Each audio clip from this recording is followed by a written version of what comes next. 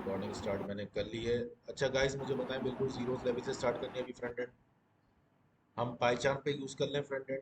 अगर आप लोगों ने सबने पाईचार्ट इंस्टॉल करा हुआ है तो मुझे ज़रा आप लोग बता दें। सर आपने जी जो कर लें। परसों वही हमने किया सर था। हम विजुअल स्टूडियो कोड यूज कर रहे हैं। ठीक है, मैं भी VS कोड कर यस लेता सर, हूँ। विजुअल स्टूडियो कोड भी पढ़ा है। मैं VS कोड आपके सामने डाउनलोड इंस्टॉल कर रहा हूँ, अगर किसी ने नहीं किया हुआ तो वो देख लें।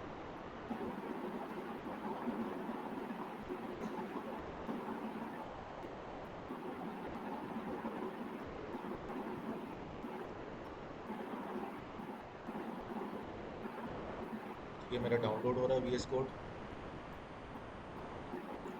अच्छा, मैं भी आप लोगों की तरह पहली बार ही यूज़ कर रहा हूँ VS कोड। पहले मैंने किए होंगे कभी, मुझे याद भी नहीं आ रहा,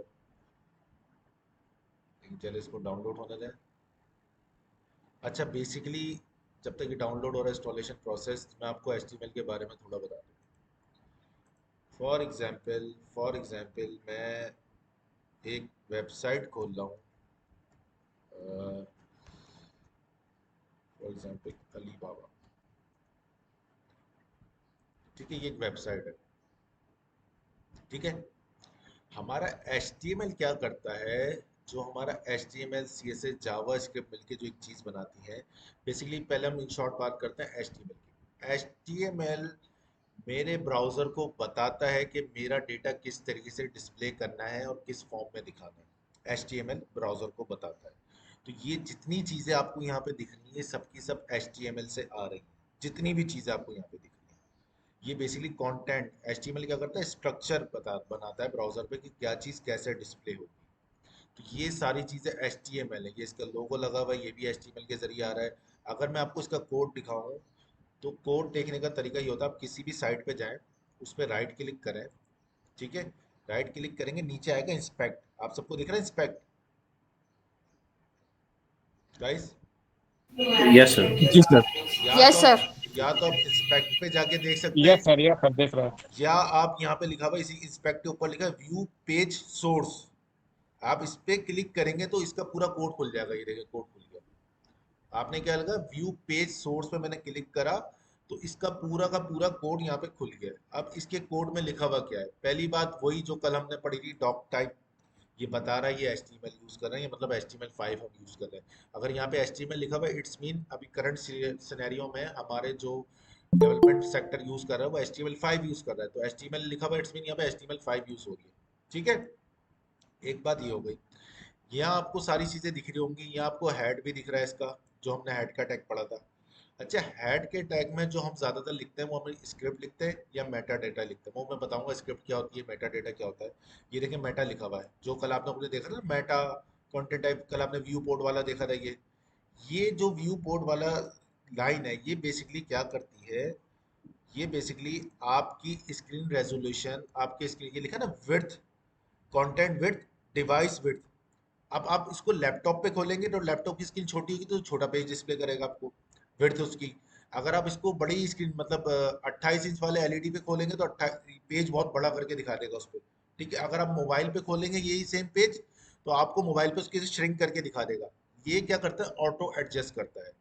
मेटा डेटा वो डेटा होते हैं जिसको हम इन शॉर्ट कहते हैं डेटा अबाउट डेटा, मतलब डेटा का भी डेटा।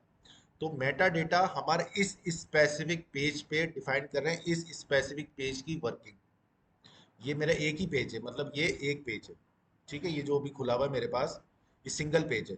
ठीक है, ये सिंगल पेज है और इसी पेज के हिसाब से मेटा डेटा वर्क कर रहा है, क्योंकि वो इसी पेज पे लगा हुआ है। मैंने आपको इस पेज का कोड दिखा रहा हूँ ना, क्योंकि इसी पेज पे ये लगा हुआ है ना, ये तो ये इसी पेज के हिसाब से वर्किंग करेगा। आप देखेंगे ये वाली लाइन ना तकरीबन आपको हर पेज पे मिलेगी जहां भी हमने रिस्पॉन्सिव वर्क किया हुआ होगा, ताकि वो उसको पेज को अपने हिसाब से एडजस्ट कर सके। अगर कुछ आप ब्राउजर देखेंगे, कुछ एडिटर देखेंगे, वो नहीं देते, वो डिफॉल्ट चल रही होती है वर्किंग, तो इसका इतना इफेक्ट होता भी नहीं है। ठीक है, लेकिन आप लगा दे तो अच्छी अप्रोच है आपकी। ठीक है, एक चीज ये हो गई। आपने डॉक टाइप देख ली, आपने हेड का टैग देख लिया, हेड के टैग के अंदर ही ये सारी चीजें लिखी हुई हैं। उसके बाद हेड का टैग बंद हो जाएगा कहीं जाके। ये हेड का टैग बंद हो गया, यहाँ पे देख रहे हैं आप लोग, हेड का टैग बंद हो गया। अब उसके बाद आ रही है बॉडी। असल चीज, जो असल ये पेज है हमारा, ये जितना भी यहाँ से लेके ये ब्लैक स्क्रीन जितनी भी और नीचे तक जितनी भी नजर आ रहा है, ये सब का सब काम हुआ हुआ है बॉडी के अंदर। कहाँ हुआ हुआ है? बॉडी के अंदर। हेड में हम वो चीज लिखते हैं जो कि आपको यहाँ डिस्प्ले नहीं होगी, वो या तो हम लिंकिंग करेंगे या हम उसको बता देंगे भाई विड्थ ऐसी हुई हो, तो वो चीज यहाँ पे डिस्प्ले नहीं होती, मतलब पेज पे डिस्प्ले नहीं होगी। आपको कहीं यहाँ दिख रहा है मेटा लिखा हुआ, कहीं कहीं दिख रहा है आपको हेड का टैग दिख रहा है यहाँ पे कहीं? ये कुछ भी नहीं दिखा। बॉडी के अंदर जितना काम करेंगे वो सब आपके पेज पे डिस्प्ले होता है।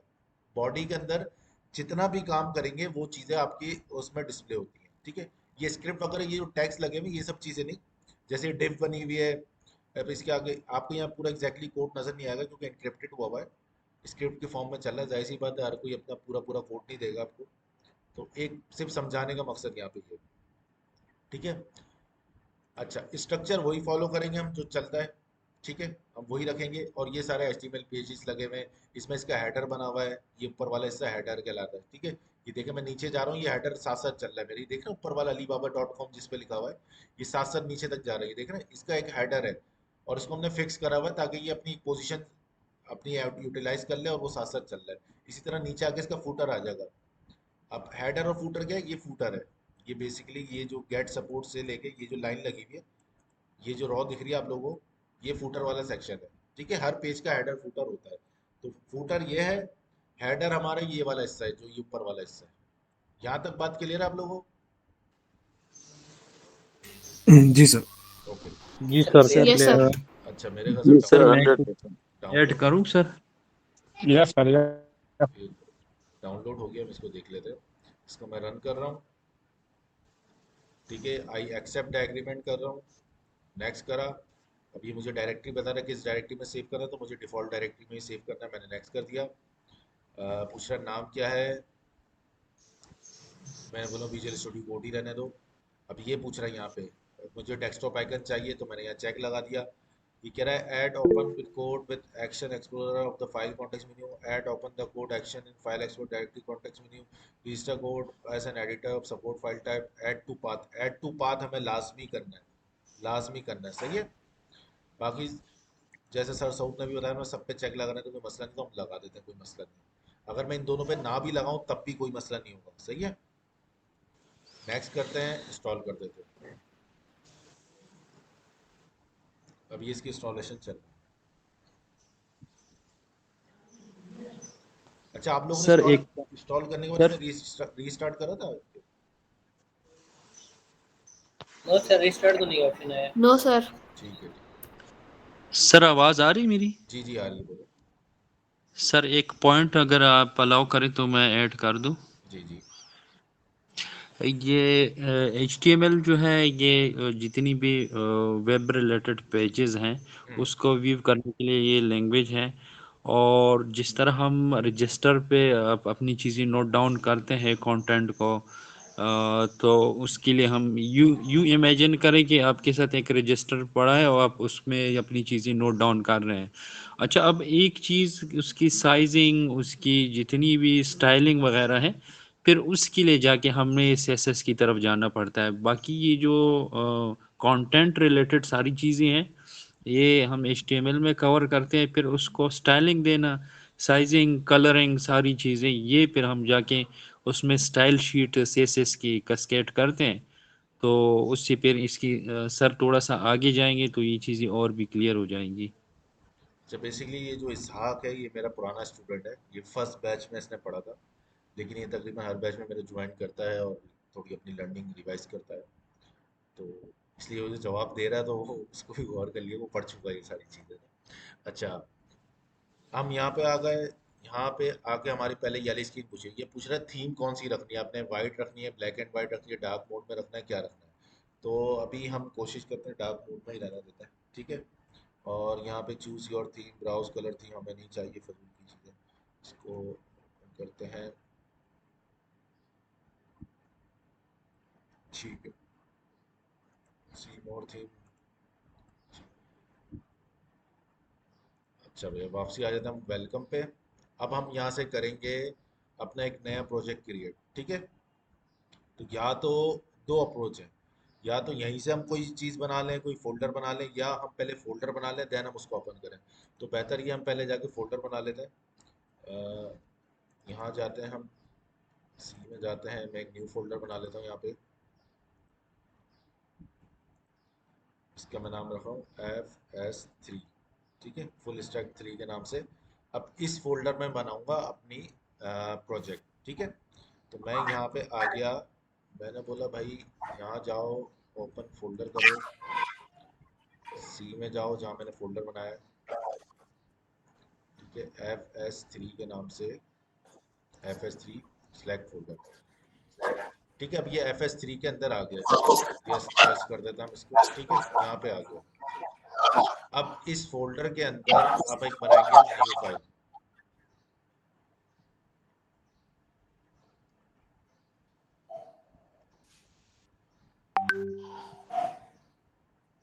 ठीक है। अब मैं इसका नाम यहाँ पे दे देता हूँ न्यू फाइल में। अच्छा, किसी का माइक खुला, काइंडली माइक बंद कर लें। अच्छा, यहाँ पे मैं इसका नाम दे रहा हूँ इंडेक्स, ठीक है, इंडेक्स दे रहा हूँ। और यहाँ सेव एज टाइप लिखा हुआ ना, यहाँ टाइप मैं चाहूँ या तो ऑल, या तो यहाँ पे इसको मैं डॉट एचटीएमएल कर सकता हूँ, डॉट एचटीएमएल, तो ये मेरी एचटीएमएल फाइल बन जाएगी, ठीक है। डॉट एचटीएमएल एचटीएमएल फाइल का एक्सटेंशन है, तो जब भी आपने एचटीएमएल फाइल बनानी है आपने उसका एक्सटेंशन देना है डॉट एचटीएमएल। ये आपने नाम दे दिया इंडेक्स, और डॉट एचटीएमएल आपने साथ लगा दिया। मैं क्रिएट फाइल कर लेता हूँ, तो ये मेरे पास देखें आपके यहाँ पे आ गई इंडेक्स डॉट एचटीएमएल की फाइल, ठीक है। उसके बाद जिस तरीके से हमने लिखा था HTML लिखते हैं, तो यहाँ ऑप्शन दे देता है हमें HTML5 का, तो हम यहाँ HTML5 सेलेक्ट करते हैं, तो मेरे पास ऑटोमेटिकली ये सारी चीज़ें यहाँ पे आ गई हैं। यहाँ तक किसी को कोई मसला, कोई कंफ्यूजन हो तो मुझसे सवाल करें। सर काइंडली ना रिपीट कर दीजिएगा, जिस तरह ओपन फोल्डर नहीं, ओपन फोल्डर करते हैं ना, वो थोड़ा सा मिसिंग हो गया था। वो मिस हो गया आपसे। मैं यहाँ पे गया था फाइल में, मैंने बोला ओपन फोल्डर, ओपन फोल्डर यहाँ सेलेक्ट करा, और जहाँ पे मेरा फोल्डर जो मुझे ओपन करना है, ये वाला ओपन करना था, तो मैंने यहाँ सिलेक्ट फोल्डर, ठीक है, ठीक है। तो ये फोल्डर मेरे पास यहाँ खुल गया, ये रहा FS3, ठीक है। अब ठीक है, इस FS3 ठीक के सर। अंदर मुझे न्यू फाइल क्रिएट करनी है, तो यहाँ देखिए ये ऑप्शन भी आ रहा है, न्यू फाइल, न्यू फोल्डर। अब मुझे जो भी बनाना है मैं उस पर क्लिक कर दूंगा। फॉर एग्जाम्पल मुझे न्यू फाइल बनानी है, तो मैं यहाँ न्यू पे क्लिक करूंगा। अब ये पूछेगा नाम बताओ, किस नाम से बनानी है अपनी फाइल, तो यहाँ आप नाम लिख देंगे, फॉर एग्जाम्पल इंडेक्स, ठीक है। आप इंटर प्रेस करेंगे तो वाली स्क्रीन खुल जाएगी। कौन सी, एक इंडेक्स मिनट, वाली। इसको मैं डिलीट कर दूँ, तो वाला पेज खुल जाएगा जिसमें आपने डॉट एचटीएमएल करके इसको सेव करना है, ठीक है। ठीक तो वहाँ आप करेंगे तो ये आपके सर। पेज आ जाएगा। फिर इस पे आप जाके सबसे पहले क्या लिखेंगे, आप लिखेंगे HTML, तो ये आपको पूछेगा कौन सा ठीक HTML सर। चलाना है, तो आप लिखें HTML5, तो ये आपके पास 5। ये ऑटोमेटिकली आ जाएगा, ठीक है सर, थैंक यू। ठीक है। अच्छा, जी जी सर, थैंक यू। अब जब ये हो गया है, अब इसमें दो तीन चीज़ें थी। अच्छा, ये मुझे लग रहा है मुझे इसकी सेटिंग करनी पड़ेगी, एक मिनट। सेटिंग इसलिए करनी पड़ी, मैं थोड़ा चाह रहा हूँ इसका फॉन्ट साइज बड़ा हो जाए ताकि आप लोग सही से नजर आए। तो ये एडिटर मैंने पहले यूज़ करा नहीं है, तो मैं खुद फर्स्ट टाइम, एक अनाड़ी बंदा यूज़ कर रहा है इसको, तो आप लोग के लिए फ़ायदेमंद होगा। अच्छा, एडिट में जाते हैं, फाइल,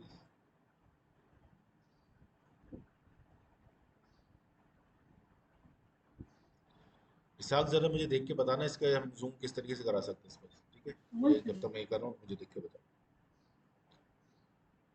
अच्छा, चले हम स्टार्ट करते हैं। अच्छा, डॉक टाइप यहाँ पे हमारे क्या कह रही है, डॉक टाइप ये हमें बताता है कि हमारा डॉक्यूमेंट टाइप क्या है।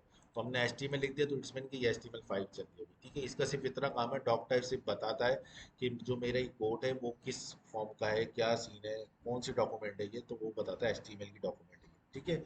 लैंग्वेज ये आपको बताता है कि हम जो HTML का कोड लिख रहे हैं वो किस लैंग्वेज में लिख रहे हैं, ठीक है। HTML के टैग के अंदर ये चीज़ें लिखी हुई हैं, HTML के टैग के अंदर ये सारी चीज़ें लिखी हुई हैं।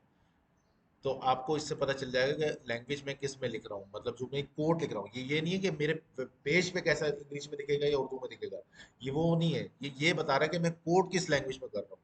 कोड में लिख रहा हूँ इंग्लिश में, जैसे मेटा इंग्लिश का वर्ड है, हेड इंग्लिश का वर्ड है, HTML इंग्लिश का, अल्फाबेट्स इंग्लिश का ही है ना, ये उर्दू के तो नहीं है। तो यहाँ पे ये चीज़ डिफाइन कर रहा है कि मैं इंग्लिश का लिख रहा हूँ, ठीक है।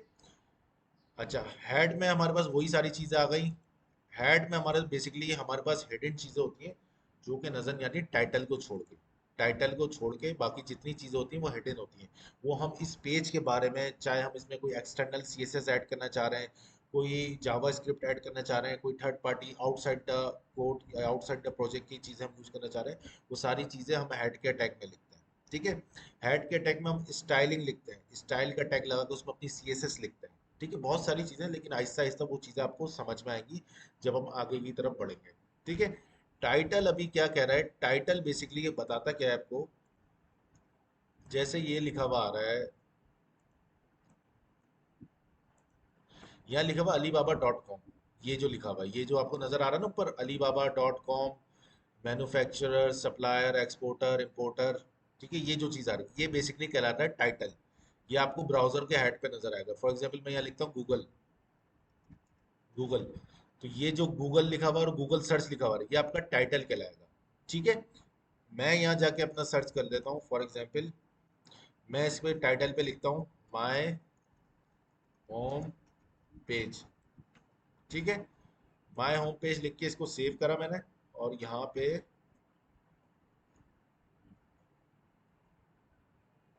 अपने फोल्डर पे गया मैं वापसी। ये इंडेक्स मेरा देखें, डिफॉल्ट इंडेक्स जो सेट हुआ हुआ है वो किस पे हुआ है, इंटरनेट एक्सप्लोरर पे हुआ हुआ है।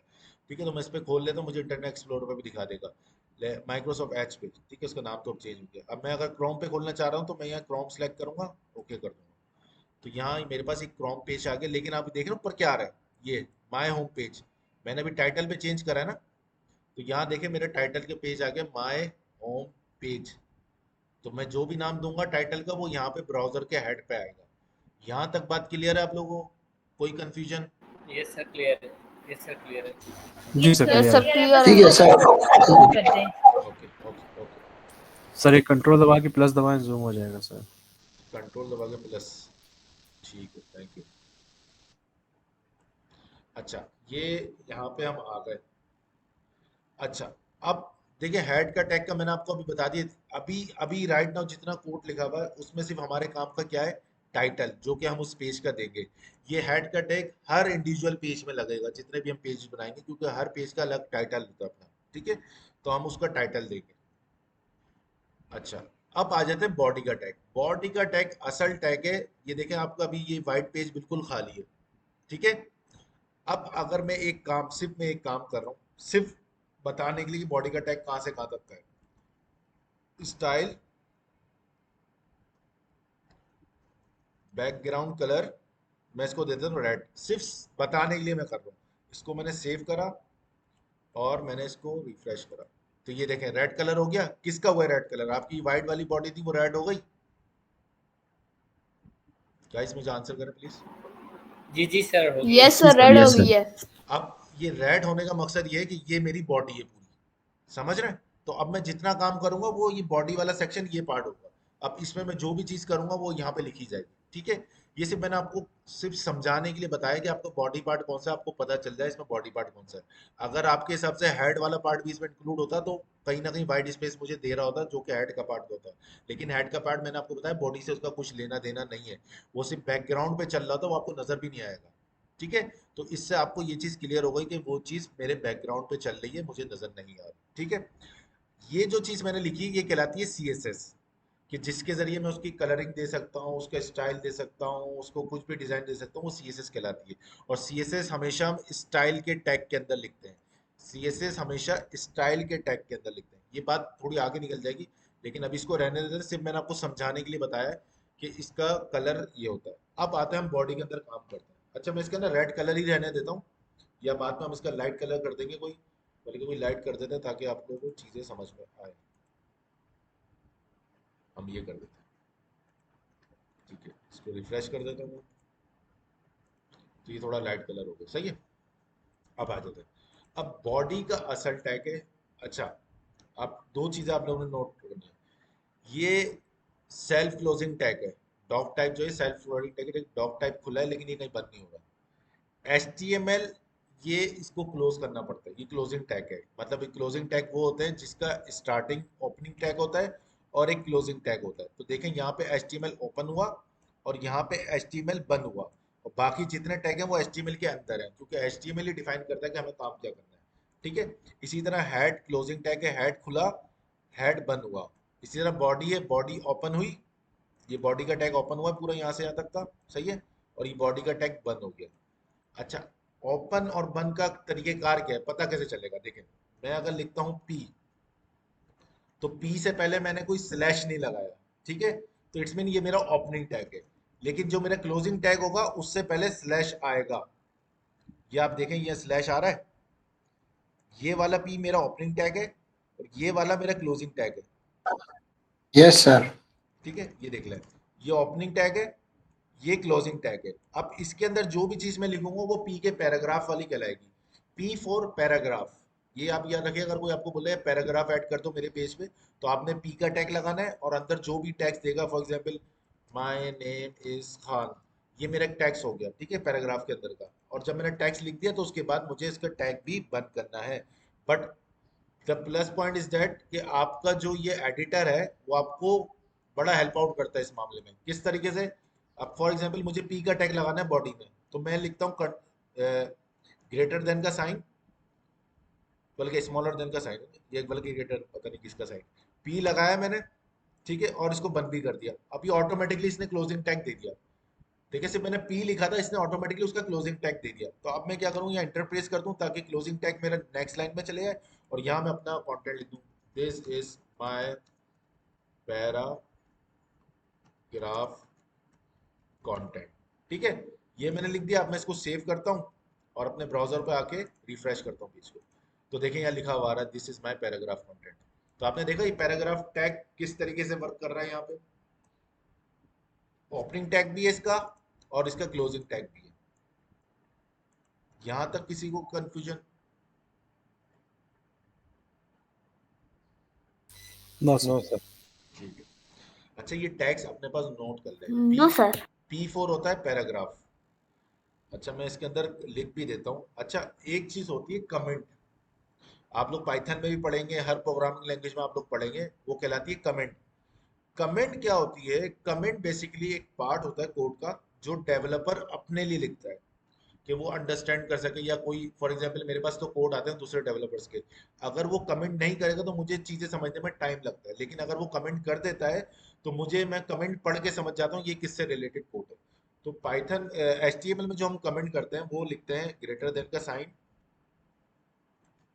ये साइन, ये सिंबल लगाते हैं एपोस्ट्रोफी, ये देखें ये ग्रीन ग्रीन हो गया खुद ही, ठीक है। यहाँ हम कमेंट लिखते हैं, ये इसका समझे ओपनिंग टैग है, ये इसका क्लोजिंग टैग है। ये ग्रीन कलर में आपको नजर आएगा, कहीं पे ग्रे में नजर आएगा, कहीं पे आपको ग्रीन कलर में। तो ये वो टैग है जिसके अंदर अपने कमेंट लिख देते हैं। मैं लिख देता हूँ P is a paragraph tag, ठीक है, P is a paragraph tag, मैंने लिख दिया, और ये P लिख के ऐसे ये ये जो चीज है ना, ये एग्जीक्यूट नहीं होगी, कभी भी एग्जीक्यूट नहीं होगी, आपको पेज पे भी नजर नहीं आएगी। मैं दिखा देता हूँ आपको, ये रिफ्रेश कर रहा हूँ, देखो आपको नजर आ रहा है, वो नहीं आ रहा, क्योंकि वो कमेंट है। कमेंट कोई भी चीज एग्जीक्यूट नहीं होती। कमेंट सिर्फ हम अपनी हेल्प आउट के लिए लिखते हैं कि हमें पता हो कि हम कोई भी चीज बैकएंड पे लिखना चाह रहे हैं तो हम इस तरीके से लिख सकते हैं, या मैं कोई ऐसा कोड कर रहा हूँ जो कि मैं भूल ना जाऊं, तो मैं उसको कमेंट करके रख देता हूँ ताकि मुझे याद रहे, यार मैंने ये कोड यहाँ कमेंट करा हुआ है। ये कमेंट एग्जीक्यूट नहीं होता, ये पेज पे नजर भी नहीं आएगा, ठीक है। इसी तरह पाइथन में भी कमेंट होता है, वो एग्जीक्यूट ही नहीं होता है। तो कमेंट आप इन शॉर्ट समझ लें, सिर्फ डेवलपर अपनी अंडरस्टैंडिंग के लिए लिखता है। वो या तो कोई हेडिंग डाल रहा होता है कि उसको पता हो यार ये चीज मैं मिस ना कर दूं, कमेंट करके उसको रख देता है ताकि उसको याद रहे यार ये मैंने कोड लिखा हुआ है, ठीक है। ये एग्जीक्यूट नहीं होता, ये सिर्फ हम अपनी हेल्प आउट के लिए लिखते हैं, अपने कोड के बारे में कुछ हमें डिफाइन करना तो हम लिख देते हैं, ठीक है। तो ये एग्जीक्यूट नहीं होता, ये सिस्टम इसको इग्नोर कर देता है, ठीक है। इसलिए जो HTML में हम जो कमेंट करते हैं चीजें, वो किस तरीके से करते हैं, ग्रेटर देन का साइन, एपोस्ट्रोफी, डैश डैश, ठीक है, ये स्टार्टिंग होगा और एंडिंग डैश डैश, आपका ग्रेटर देन का साइन बंद कर दें, तो बीच में आप जो भी चीज लिखेंगे वो कमेंट वाली होगी। देखिए इसका कलर ऑटोमेटिकली इसने ग्रीन कर दिया है, इट्स मीन ये कमेंट है, ठीक है। यहाँ तक कमेंट वाला सिनेरियो भी आपको समझ में आ गया? जी सर। ठीक है।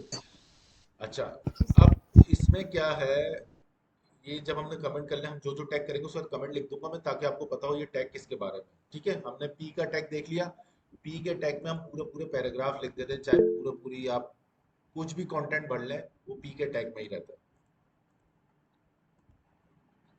जी। Fun with M. Sir Python में कैसे कमेंट करते हैं? वो जब हम पाइथन का कोड कर रहा हूँ मैं आपको बता दूंगा, तो मिक्सअप हो जाएगा। अभी अभी हम पाइथन पे जब जाएंगे तो पाइथन के बारे में बात करेंगे। अभी हम HTML पे, तो HTML के हिसाब से बात करते हैं, ठीक है। अच्छा, ये हो गया ओके। पैराग्राफ का टैग। अब पैराग्राफ के टैग में आप चाहें जितनी डिटेल डालना चाहें, कोई भी बड़े बड़े पैराग्राफ कहीं से भी उठा लें। इसी से हम कोई इसमें पैराग्राफ वगैरह लिखा हुआ है, उन्होंने नहीं लिखा हुआ है।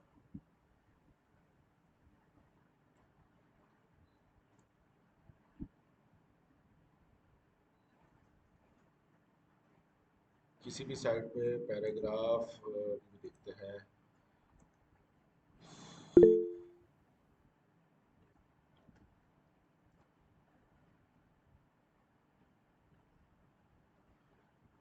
ये जैसे लिखे हुए हैं, ठीक है। अब इसको हम पूरा कॉपी करते हैं, अपने कोड में आते हैं, पैराग्राफ का जो टैग है, ओपनिंग टैग क्लोजिंग टैग के बीच में हम ये डाल देते हैं। अच्छा, ये पूरा का पूरा चलेगा। अब आप चाहें तो इसको यहाँ से खुद से भी ब्रेक कर सकते हैं, इंटर कर दें।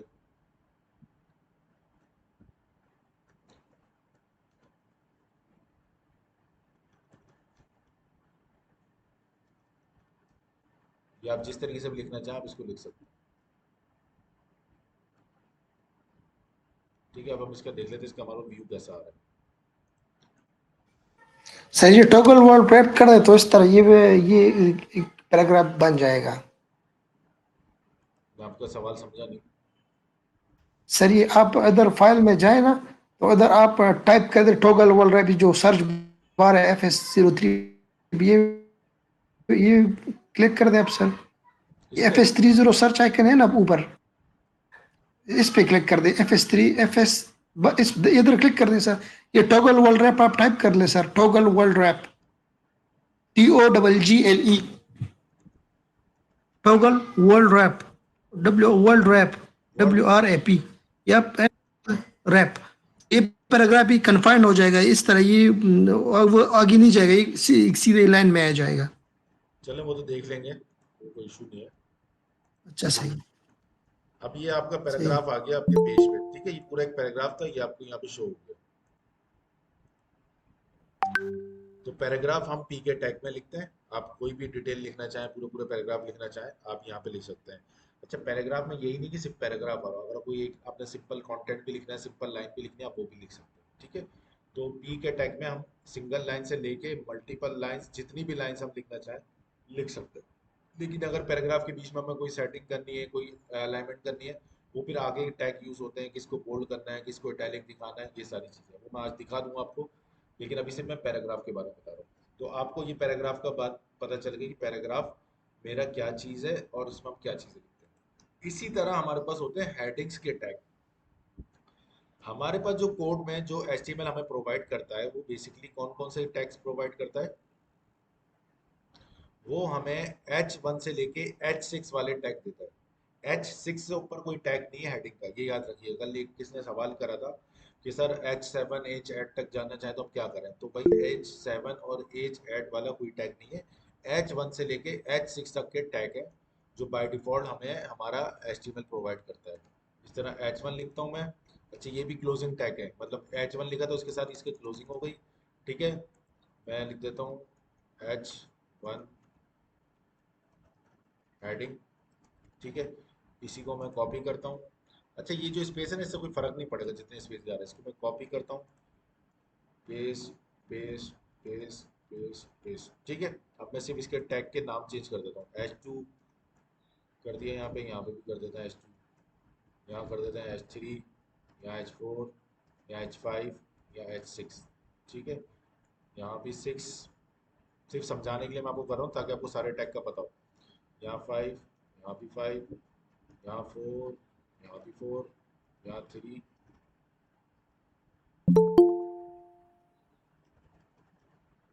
तो यहाँ भी 3, यहाँ 2, तो यहाँ भी, ठीक है। ये हेडिंग टैग होगा। इसको हम रिफ्रेश करते हैं, सेव करते हैं और अपने ब्राउजर पे जाते हैं। ये देखिए, H1 heading, H2 heading, H3 heading, H4 heading, H5 heading, H6 heading, ठीक है। ये 6 टैग हमें हमारा HTML प्रोवाइड करता है, जिसको हम यूज कर सकते हैं। तो हमें कोई बड़ी सबसे बड़ी हेडिंग लिखानी हो तो हम H1 का टैग यूज कर लेंगे, उससे बड़ी लगानी हो तो उससे बड़ा टैग यूज कर लेंगे, उससे छोटी, उससे छोटी, उससे छोटी, मतलब H1 सबसे बड़ा टैग है, H2 उससे छोटा है, H3 उससे छोटा है, H4 उससे छोटा है, H5 उससे छोटा है, H6 सबसे छोटा है। यहाँ पे यहाँ तक बात क्लियर है। ये हेडिंग के टैग्स है, H1 से लेके H6 तक के होते हैं। तो आपने जो भी यूज करना है वो आप यूज करेंगे, और ये सारे के सारे क्लोजिंग है, देखें सबका ओपनिंग और क्लोजिंग टैग लगा हुआ है, ठीक है। ऐसा नहीं है कोई एक इसमें सेल्फ क्लोजिंग हो, ये सब के सब क्लोजिंग टैग है। यहाँ तक बात क्लियर है? जी सर।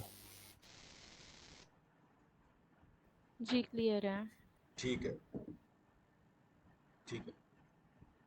अच्छा, अब हम आ जाते हैं यहाँ पे।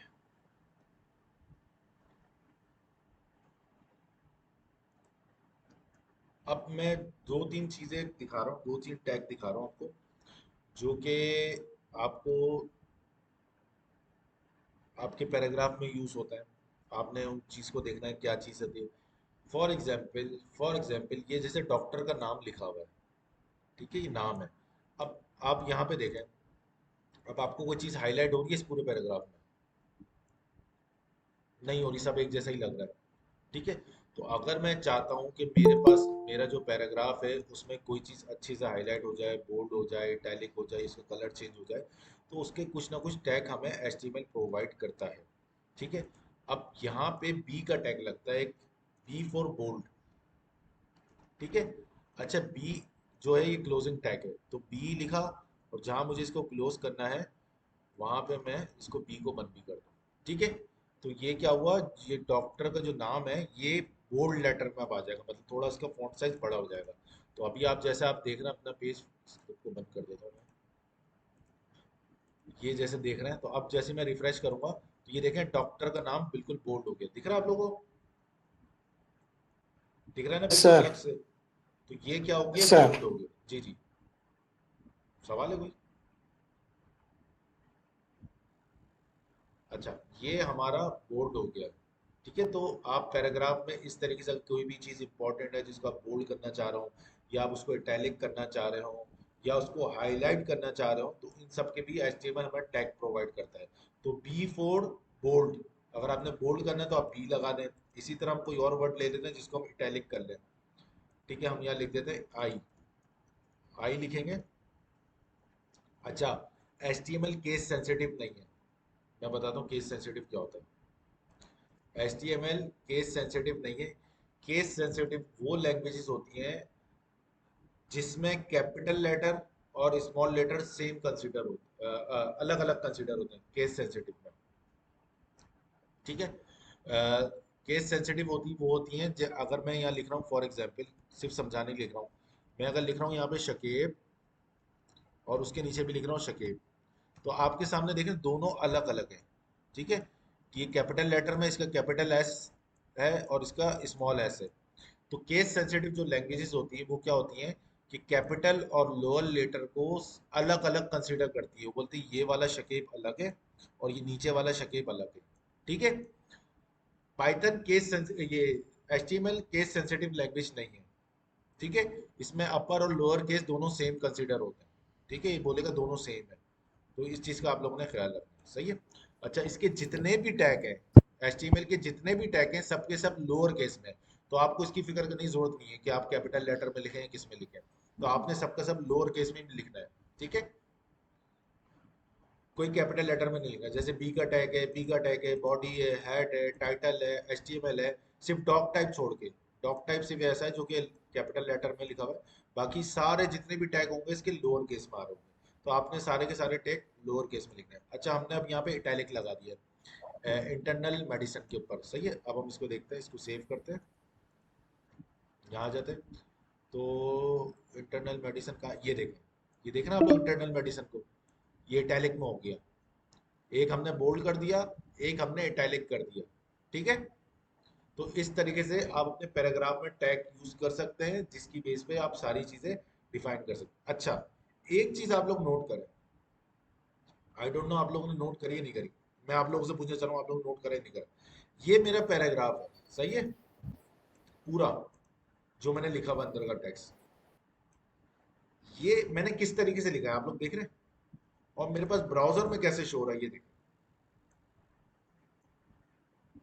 ब्राउजर में पूरी पूरी लाइन आ रही है, जहां जैसे मैंने ब्रेक करके लिखा हुआ है कि भाई इसके बाद ये कर दिया, इसके बाद ये कर दिया, तो ब्राउजर पे ऐसा जी डिस्प्ले सर, आपने सर BR टैग नहीं लगाया हुआ इसलिए। उसे इंटर करके स्पेस दी है। यस करेक्ट जी करेक्ट। सर, नोट किया है इसमें। जी जी। ब्रेक इतना नहीं होता। तो इसमें अगर मुझे पैराग्राफ, क्योंकि पैराग्राफ एक कंटिन्यू है, कंटिन्यू एलिमेंट है जो कि कंटिन्यू रहता है अनटिल अनलेस वो खत्म ना हो जाए, एंड ना हो जाए, ठीक है। तो इसके लिए मुझे अगर इसमें से कोई लाइन ब्रेक करनी है कि भाई ये लाइन ऊपर आए, उसके बाद दूसरी लाइन है, उसके बाद तीसरी लाइन है, तो मुझे BR टैग यूज करना पड़ेगा। BR टैग यूज करते हैं फॉर लाइन ब्रेकिंग, ठीक है।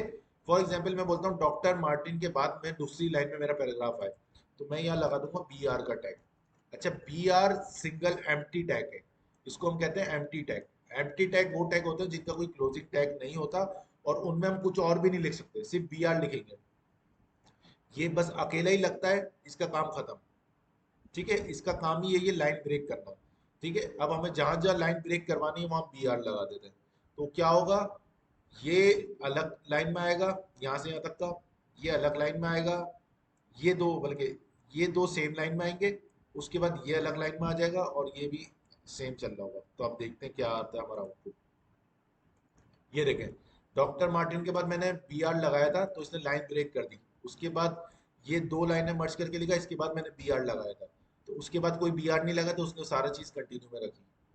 देख रहे हैं आप लोग। जी सर, समझ आ गई है। तो ये BR का टैग लगता है जो कि हमारी लाइन ब्रेक करता है, ठीक है। B हमने लगाया बोल्ड करने के लिए, I हमने लगाया इटैलिक करने के लिए, EM भी लग जाए। I और EM सेम टैग है, यहाँ मैं EM भी लगा सकता हूँ, दोनों सेम काम करते हैं। ये बेसिकली एम्फेसाइज कहते हैं इसको, ये दोनों सेम काम करते हैं, दोनों काम यही है कि इटैलिक करते हैं इसको ना। मैं यहाँ पे करूँ, ये देखिए कोई फर्क नहीं पड़ा इस पे, देख रहे हैं आप लोग। EM भी लगाए तब भी वैसे ही नजर आ रहा है जैसे इटैलिक में नजर आ रहा था। तो कुछ लोग EM यूज कर लेते हैं, कुछ लोग I यूज कर लेते हैं, ठीक है। तो ये कुछ नॉर्मल टैक्स है जो कि हम पैराग्राफ में यूज करते हैं। एक BR आप लोग याद रखें लाइन ब्रेक करने के लिए, ठीक है, BR हम यूज करते हैं। अच्छा अच्छा, आप एक और चीज देखें, अगर मुझे अपने कंटेंट को बिल्कुल अलग अलग दिखाना है, फॉर एग्जांपल मैं यहाँ कह रहा हूँ कि ये मेरा पैराग्राफ है और ये हेडिंग है, बट ये सेपरेट हो, मुझे कोई ऐसी चीज पता चले जिससे मैं सेपरेट कर सकूँ, तो वहां हम HR यूज करते हैं। HR होता है हॉरिजॉन्टल रॉ, जिसको हम कहते हैं यहाँ, वो भी सिंगल एलिमेंट है, ठीक है। HR ये भी एम्प्टी एलिमेंट है। ये BR और HR का क्या काम है, BR लाइन ब्रेक करता है, ये लाइन सेपरेट करता है, ये लाइन ब्रेक करता है, ये कंटेंट को सेपरेट करता है, बेसिकली हॉरिजॉन्टल रॉ ड्रॉ कर देता है, जिसकी बेस पे मेरा ऊपर वाला पार्ट अलग हो जाता है, नीचे वाला पार्ट अलग हो जाता है। इसको देखते ही हमें ब्राउजर पे किस तरीके दिखा रहा है, ये देखें, ये देखें HR लगाया तो इसने लाइन ड्रॉ कर दी। अब मुझे पता चल गया भाई मेरा नीचे वाला पार्ट अलग है और ये मेरा ऊपर वाला पार्ट अलग है। देख रहे हैं गाइस आप लोग।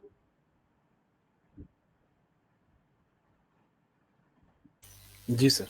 Yes sir. जी सर, देखें। कुछ मुश्किल Yes, लग रहा है sir. इसमें? अभी सिर्फ बेसिक्स है, सिर्फ मैं आपको टैग्स के बारे में बता रहा हूँ, मैं और कुछ भी नहीं कर रहा।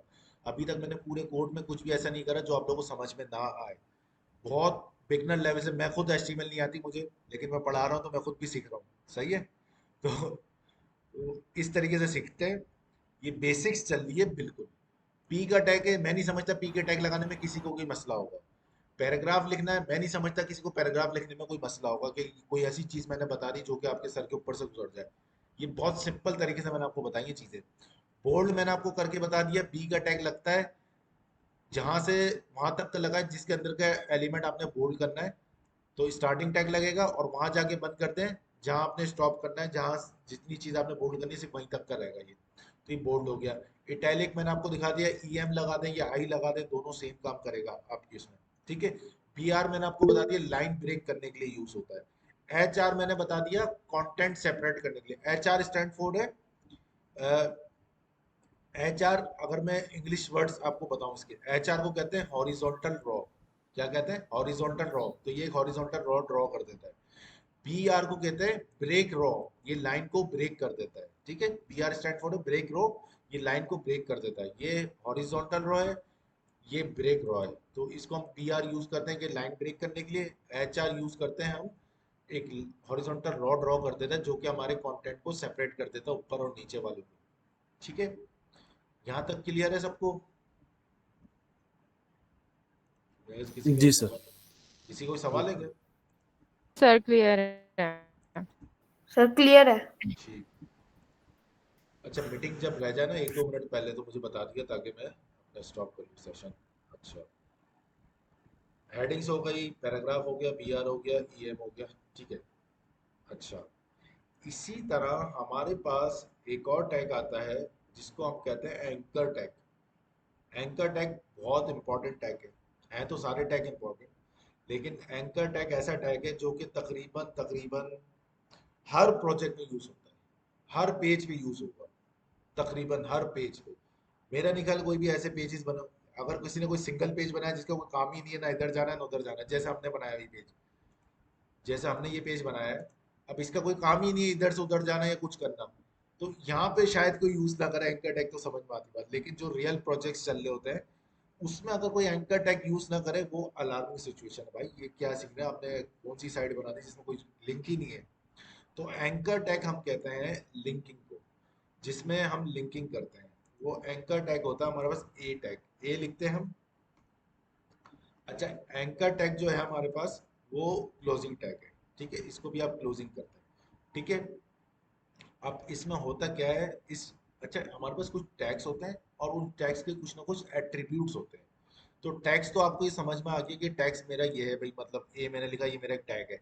ठीक है, H1 लिखा ये मेरा टैग है, P मैंने लिखा ये मेरा टैग है। लेकिन इन टैग के कुछ ना कुछ एट्रीब्यूट्स होते हैं, कुछ एलिमेंट्स, कुछ टैग्स ऐसे होते हैं जिनके एट्रीब्यूट्स होते हैं। जैसे एंकर टैग है, इसका एक एट्रीब्यूट है href। href इसका एक एट्रीब्यूट है जिसको हमें लगाना जरूरी है। अगर मैं खाली एंकर टैग लगाऊंगा किसी काम का नहीं होगा मेरे। ठीक है, उसका href का टैग जरूरी है। अब href के टैग में यहाँ हम क्या लिखते हैं, ये चीज मैं आपको बताने वाला हूँ। href के टैग में हम लिखते हैं अपना URL।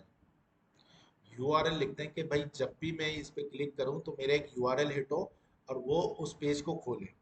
ठीक है, अब फॉर एग्जांपल मैं यहाँ लिख देता हूँ, फॉर एग्जांपल मैं लिखता हूँ YouTube। ठीक है, मैं इसका URL उठाया मैंने और मैं यहाँ आ जाता हूँ वापसी अपने कोड पे। मैंने यहाँ href में लिख दिया ये URL। ठीक है, और मैं यहाँ लिख देता हूँ ताकि मैं जिस पे क्लिक करूँ तो मुझ पे ओपन YouTube। ठीक है, ये मैंने लिख दिया, मेरे ब्राउजर पे लिखा हुआ मुझे नजर आएगा ओपन यूट्यूब। तो जब मैं उस पर क्लिक करूंगा तो वो मेरा यूट्यूब खोल देगा। तो अभी आप लोग देखिएगा, ये बिल्कुल बेसिक लेवल है, ये कोई इतना मुश्किल नहीं है। अब इसका कलर भी चेंज आ रहा होगा, ये देखें कलर भी चेंज आ रहा है, देखें ना ओपन यूट्यूब लिखा हुआ आ रहा है यहाँ पे। तो अब ये देखें, ये एंकर टैग होता है। एंकर टैग क्या करते हैं, मेरे लिंकिंग बनाते हैं। मुझे एक पेज से दूसरे पेज पे जाना है या मुझे अपने पेज से किसी और साइट पे जाना है तो उसका लिंक हम लगा देते हैं एंकर टैग में। ठीक है, तो अब देखें, अब मुझे यूट्यूब खोलनी, मैं यहाँ यूट्यूब बंद कर देता हूँ। अब मैंने इस पे लगाया हुआ है एंकर टैग। ठीक है, अब जब मैं इस पे होवर करके जा रहा हूँ तो नीचे दिखेगा आपको URL दिखाएगा, ये दिखा रहा है यूट्यूब, youtube.com। अब मैं इस पे क्लिक करूंगा तो मेरा यूट्यूब खुल जाएगा। यहाँ पे देखिए, ये देखिए यूट्यूब खुल गया, देख रहे हैं आप जी लोग? सर। तो ये यस होती है सर। लिंकिंग। अब इसमें आप कोई भी साइट खोल सकते हैं। आप यूट्यूब लगा लें, यूट्यूब खोल लें, फेसबुक खोलने जाए फेसबुक खोल लें, गूगल खोलने जाए गूगल खोल लें। अब अगर मैं उसका URL चेंज कर देता हूँ गूगल वाला फॉर एग्जाम्पल, मैं यहाँ लिख देता हूँ google.com, www.google.com। ठीक है, इसको मैं सेव करता हूँ, वापसी आता हूँ अपने पेज पे, जो मेरा पेज है। ठीक है, इसको रिफ्रेश करा मैंने, पर मैंने इसका टेक्स्ट चेंज नहीं करा, लेकिन इसका URL चेंज हो गया। मैं यहाँ लिख देता हूँ ऊपर गूगल, सेव करा मैंने, रिफ्रेश करा तो यहाँ आ गया ओपन गूगल। अब मैं इस पर क्लिक करूँगा तो ये गूगल खोल देगा। तो ये रहे गूगल खोल के, देख रहे हैं आप लोग कितना सिंपल तरीके कार है कि आप किसी भी पेज से दूसरे पेज को खोलना चाहें तो आप यहाँ लिख, अच्छा लिंकिंग से ये नहीं है खाली आप दूसरी साइट्स खोलेंगे। लिंकिंग से ये है कि अगर आप कोई आपको मैं पेज दिखाऊं, फॉर एग्जांपल ये साइट है, ठीक है। अब इसमें देखें ये पेजेस बने हुए हैं इसके, पेशेंट का अलग पेज बना हुआ है, प्रोवाइडर का अलग पेज बना हुआ है, कॉग्निसाइंस का अलग बना हुआ है, अबाउट अस का अलग पेज बना हुआ है। तो ये सब भी इन पे भी लिंकिंग लगी हुई। देखिए मैं इन पे होवर करता हूँ, नीचे यूआरएल आ रहा है, देखिए नीचे स्टार्ट के ऊपर यूआरएल आ रहा है, इस पे करता हूँ यूआरएल आ रहा है, इस पे करता हूँ यूआरएल आ रहा है, इस पे करता हूँ यूआरएल आ रहा है। ये पेजेस है, आप इस पे क्लिक करता हूँ तो ये मेरा पेज खोल रहा है, ये देखिए पेज खुल गया अबाउट अस का। तो आप अपनी अपने प्रोजेक्ट के मल्टीपल पेजेस भी एंकर टैग में लगा सकते हैं, ताकि आपको पता हो होम पे क्लिक करूँ होम पे के पेज पे चले जाए, अबाउट अस पे क्लिक करूँ अबाउट अस के पेज पे चले जाए, या मैं कॉन्टेक्ट अस पे क्लिक करूँ तो कॉन्टेक्ट अस का पेज खोल दे मेरी साइट का। तो आप यहाँ पे उसके भी रेफरेंसेस दे सकते हैं। यहाँ तक बात क्लियर है? कोई कंफ्यूजन हो, कोई चीज समझ में नहीं आई हो? सर ये दोबारा बताइएगा, मतलब ये ए लिखा है, ए हर्फ और ओपन, और ये ए जो ग्रेटर देन लेस देन, ये साइन इसके साथ लगेगा अगर हम किसी दूसरे पेज का वो देंगे लिंक वगैरह? देखिए मैं दोबारा लिख के दिखाता हूँ। अब मुझे कोई लिंकिंग करनी है तो मैं लगाता हूँ एंकर टैग, ए टैग लगाया, तो देखिए ए टैग ठीक ओपनिंग है। भी लग गया और क्लोजिंग भी लग गई, एम्प्टी आया, सही है। ये अब ठीक मुझे इसकी लिंकिंग करने के लिए मुझे एंकर टैग का एक एट्रीब्यूट है जिसको हम कहते हैं एच रेफ। एच रेफ, है, तो ऐसे है। तो एच रेफ में लिखूंगा, तो एच रेफ के अंदर मुझे देना पड़ेगा यूआरएल जो मुझे ओपन करना है, और यहाँ मैं लिखूंगा वो कंटेंट के जिस पे मैं क्लिक करूंगा तो वो खुलेगा। समझ ठीक गए? है। अगर मैं यहाँ जी लिखता जी सर। हूँ https www.google.com, ये मैंने इसका यूआरएल दे दिया, और मैं ये लिखता हूँ ओपन गूगल, ठीक है। अब ओपन मेरा जो ये यूआरएल हिट होगा वो कब हिट होगा? जब मैं ओपन गूगल पे क्लिक करूंगा। यहाँ आया, मैं ओपन। रिफ्रेश करा, पेज पे आया, इस पे आया, ये आ गया ओपन गूगल। अब जब मैं इस पे क्लिक करूंगा तब जाके मेरा गूगल खुलेगा, ठीक है। तो हमने क्या लिखना है? टैग के अंदर वो वैल्यू लिखनी है जिस पे वो क्लिक करे, और एच रेफ के अंदर वो यूआरएल देना है जो यूआरएल हिट हो। समझ हिट गए? हो। सही। ठीक है सर। अच्छा सर, इसमें हम वो अपनी जो गूगल आईडी वगैरह का जो लिंक है, इंस्टाग्राम वगैरह का, सब इसमें दे सब सकते दे हैं हम सकते, आराम से? सब दे सकते हैं। ओपन माय सही। Facebook, open my Google account, उसका यूआरएल दे दें आपको, खुल ठीक। जाएगा। सही। ठीक है। सर ये मीटिंग खत्म हो गई। मीटिंग खत्म हो रही है सर गाइस, न्यू लिंक मुझे दे रहा हूँ मैं, आप लोग उसमें आ जाए, सही है। एक मिनट। अच्छा, एतजाज या मेरे ख्याल से अजीज, आप दोनों में से किसी को भी सवाल था, काइंडली वो सवाल कर लें। मैंने आपको देखा था हैंड रेस था आप लोगों का, लेकिन मीटिंग खत्म हो गई। वालेकुम सर। सर अजीज अंसारी सर, मुझे सिर्फ एक आर्ग्यूमेंट है, सारी चीजें मुझे समझ में आ रही हैं, जी जी मगर ये मेरा जो सॉफ्टवेयर डाउनलोड जो है ना सर, उसमें ये शेप नहीं आ पा रही जो आपके पास आ रही है।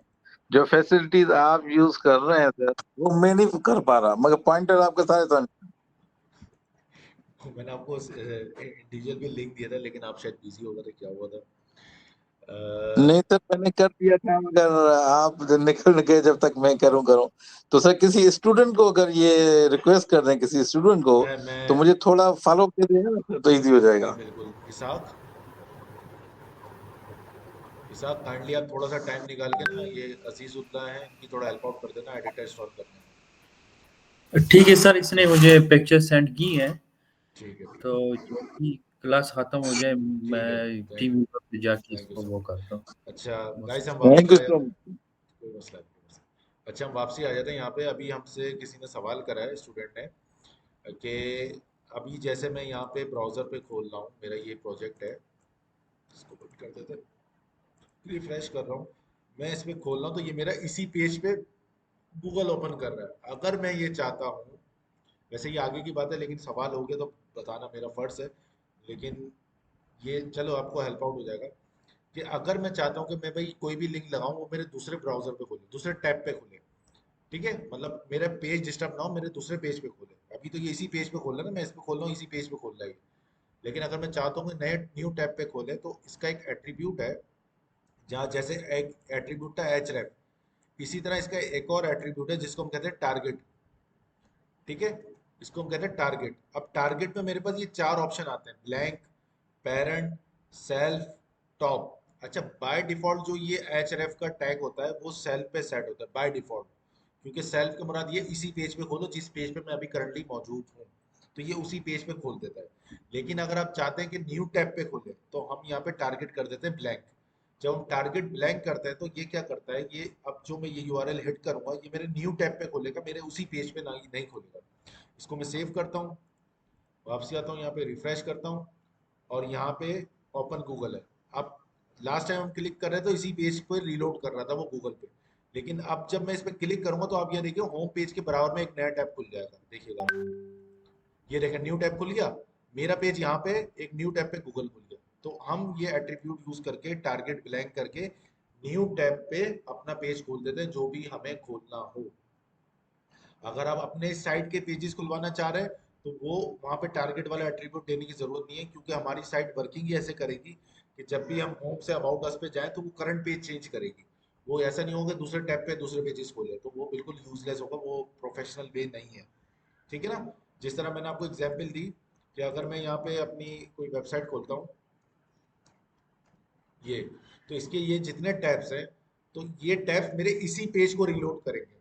जैसे मैं पेशेंट पे क्लिक करता हूँ इसी पे पेशेंट खुल रहा है, इस पे क्लिक करता हूँ इसी पे ये खुल रहा है, इसी पे क्लिक करता हूँ इसी पेज पे खुल रहा है। अगर ये सारे के सारे न्यू टैब पे खुलने शुरू हो जाए, जैसे मैं यहाँ ओपन लिंक न्यू टैब कर दूँ तो ये इस तरीके से, तो ये बहुत डिस्टर्बेंस होगी, आप साइट से आउट चले जाओगे।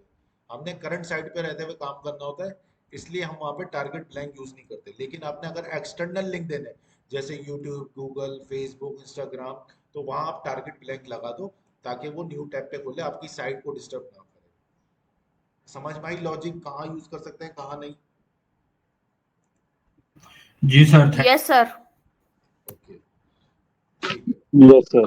Thank you so much. Thank you की बात नहीं है, मेरा काम है सिखाना, बताना, आपका सवाल है पूछना। देखो मैं अपने स्टूडेंट्स को इसलिए मोटिवेट करता हूँ, भाई अगर आप लोग यहाँ सीखने आए हो ना, पैसे दे रहे हो, फ्री में तो नहीं पढ़ रहे हो, अपना टाइम दे रहे हो, मैं भी अपना टाइम दे रहा हूँ, तो भाई सीखो, इस चीज को यूटिलाइज करो। मैं इसलिए हर किसी को बोलता हूँ भाई लाइव सेशन में आओ, लाइव सेशन में क्लास अटेंड करोगे तो कॉन्सेप्ट क्लियर होंगे। रिकॉर्डिंग देखनी है तो भाई यूट्यूब पे भी देख लो, बहुत मिल जाएंगी रिकॉर्डिंग। लेकिन अगर कहीं फंसोगे, स्टक हो गए, कॉन्सेप्ट क्लियर नहीं होगा, तो आपको मेंटोर बनने का फायदा क्या होता है? मेंटोर बनने का फायदा यही होता है ना कि भाई मैं कहीं भी फंसूं तो मेरा मेंटोर मुझे हेल्प आउट करेगा। यूट्यूब पे आपको वीडियो तो मिल जाएंगी, लेकिन आप फंसोगे तो उससे कांटेक्ट कैसे करोगे, सर मैं यहाँ फंस गया हूँ। तो भाई ये चीज को यूटिलाइज करो। अगर आपके जहन में कोई सवाल आ रहा है पूछो, हाँ अगर इररेलेवेंट होगा मैं आपको ये बोल सकता हूँ कि अभी नहीं, मुझसे आप पर्सनली पूछ लेना, या जब हम इस टॉपिक पे कवर होगा जब मुझसे पूछ लेना, तो वो चीज सही है। लेकिन अभी जो हम करंट काम कर रहे हैं इसमें कोई मसला आ रहा है तो वो तो आप पूछना आपका फर्ज है कि ये चीज मुझे समझ में नहीं आई, ये चीज मुझे बताओ। ठीक है, तो शर्माना नहीं पूछते हुए, चाहे थैंक यू वो सर, गर्ल्स हो चाहे जज़ाकल्लाह। वो बॉयज हो, शर्माना नहीं, कॉन्फिडेंट रहो। जी देखो कॉन्फिडेंस होगा तो इंडस्ट्री में कामयाब होगे, कॉन्फिडेंस नहीं होगा तो आपको काटने वाले बहुत सारे लोग इंडस्ट्री में मौजूद होंगे। अपने आप को कॉन्फिडेंस रह के बात कर करो, जो भी करो फुली कॉन्फिडेंस से करो, भले यस सर। गलत करो या सही करो, जी जी सर। लेकिन करो। अच्छा, ये हमारा हो गया। अच्छा, एक दो चीजें और थी जो कि मैंने नोट डाउन की थी कि मैं आपको बताऊंगा, तो वो पैराग्राफ से ही रिलेटेड है। अच्छा, पैराग्राफ में हमारे पास दो तीन चीजें होती हैं, जैसे मैंने आपको बताया बी से, बी से हम करते हैं बोल्ड, ठीक है। इसी तरह हमारे पास एक और टैग आता है जिसको हम कहते हैं स्ट्रॉन्ग। ये स्ट्रॉन्ग भी क्लोजिंग टैग है, ये स्ट्रॉन्ग भी सेम काम करता है एस लाइक बोल्ड, ठीक है, ये सेम काम करता है। इसको अभी सेव करके देखता हूँ, ये देखें इसने फिजिशियन को भी बोल्ड कर दिया, तो ये सेम काम करता है। तो हमारे पास दो तरीके टैग हो गए, एक बी भी लग सकता है, एक स्ट्रॉन्ग भी लग सकता है, ठीक है। तो आप लोगों को जो फिजिबल हो, जो आप लोग यूज करना चाहें वो कर दीजिए, लेकिन बताना मेरा काम है। मैं आपको बी बता के भी जान छुड़ा सकता था, लेकिन जान छुड़ा मेरा पर्पस नहीं है। मेरा ये है कि मेरे स्टूडेंट को ईच एंड एवरी कॉन्सेप्ट पता हो, तो जब इंडस्ट्री में जाए तो उसको मार ना दे सके। अस्सलाम वालेकुम सर। अस्सलाम वालेकुम सर। वालेकुम सलाम। सर ये जो आपने अभी टैग लगाया एचरफ का, उसमें ब्लैक था और दूसरे थे, तो मुझे इनकी ना ये समझ नहीं आई। ये हम एंकर टैक्स यूज़ करते हैं, एसईओ में भी मोस्टली हम यूज़ कर रहे होते हैं, ये ब्लैक का और दूसरा, थोड़ा इसका मुझे थोड़ा सा गाइडलाइन कीजिएगा। ये हम किस लिए यूज़ करते हैं, ये किस तरह बनाते हैं, थोड़ा मुझे में समझ नहीं आ रही। अच्छा ठीक है, ठीक है, अभी आपने बीच में सवाल कर लिए, पर लेकिन कोशिश करना एड्रेस कर लो। जब मैं फ्री होकर पूछूंगा ना किसी का सवाल है, तब मुझसे सवाल कर लिया करो, क्योंकि अभी रनिंग कॉन्सेप्ट जो मैं दे रहा था वो डिस्टर्ब हो गया। ठीक है, नेक्स्ट टाइम इसका ख्याल रखना आप सब लोग का। हैंड रेस कर लो, जब मैं पूछूं कोई सवाल है तो फिर आप सवाल करना, सही है। तो खैर आपने सवाल कर ली तो उसके पहले जवाब ले लो। देखो टारगेट एट्रीब्यूट होता है, ये आप बताते हैं कि मुझे नेक्स्ट टैब पे खोलना है या करंट पेज पे खोलना है। अगर मैं इसको यहाँ से हटा दूँ, अगर मैं इसको यहाँ से हटा देता हूँ, ठीक है, और फिर मैं इसको यहाँ पे आके ब्राउजर पे आके यहाँ पे क्लिक करता हूँ, तो जब मैं इस पे क्लिक करूंगा ना, ये इसी पेज पे गूगल खोल देगा। ये देखिएगा, इसी पेज पे इसने गूगल खोल दिया, तो मुझे वापसी आना पड़ रहा है। तो बाय डिफॉल्ट ये सेल्फ पेज पे ही लोड कर देता है। लेकिन अगर मुझे चाहता हूँ कि मैं दूसरे टैब पे खुले, जो मेरा ये एक्सटर्नल लिंक है ये किसी दूसरे टैब पे खुले, तो मैं वहां पे एक एट्रीब्यूट देता हूँ इसका, जिसको कहते हैं टारगेट बैंक। मतलब आप एक न्यू टैब पे खोलो ये पेज। तो जब मैं इसको सेव करके अब न्यू टैब पे खोलूंगा, फॉर एग्जांपल रिफ्रेश करता हूँ, तो अब ये इस पेज पे नहीं खोलेगा, ये न्यू टैब खोल देगा। ये देखें इसने न्यू टैब खोल दिया। मेरा पेज वहीं का वहीं है, लेकिन ये न्यू टैब पे खोल दिया। तो ये डिफरेंस है टारगेट ब्लैंक में और बाय डिफॉल्ट जो टारगेट सेल्फ होगा था उसमें। समझ में आया आपके लिए? समझ में आया? जिसने सवाल करा था उससे पूछ रहा हूँ।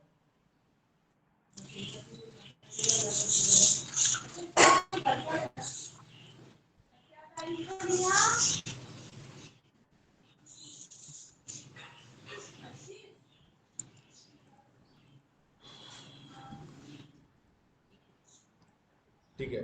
अच्छा, अभी जिसने हैंड रेस करा मैं अभी आपसे देता हूँ सवाल बाद में। अच्छा, ये स्ट्रॉन्ग वाला हो गया। पी और स्ट्रॉन्ग सेम है, आई और ई एम पी सेम है, मैंने आपको बता दिया। इसी तरह हमारे पास आते हैं मार्क। मार्क का भी आता है। मार्क क्या काम करता है? फॉर एग्जांपल मैं यहाँ लिख देता हूँ mark, MARK, mark.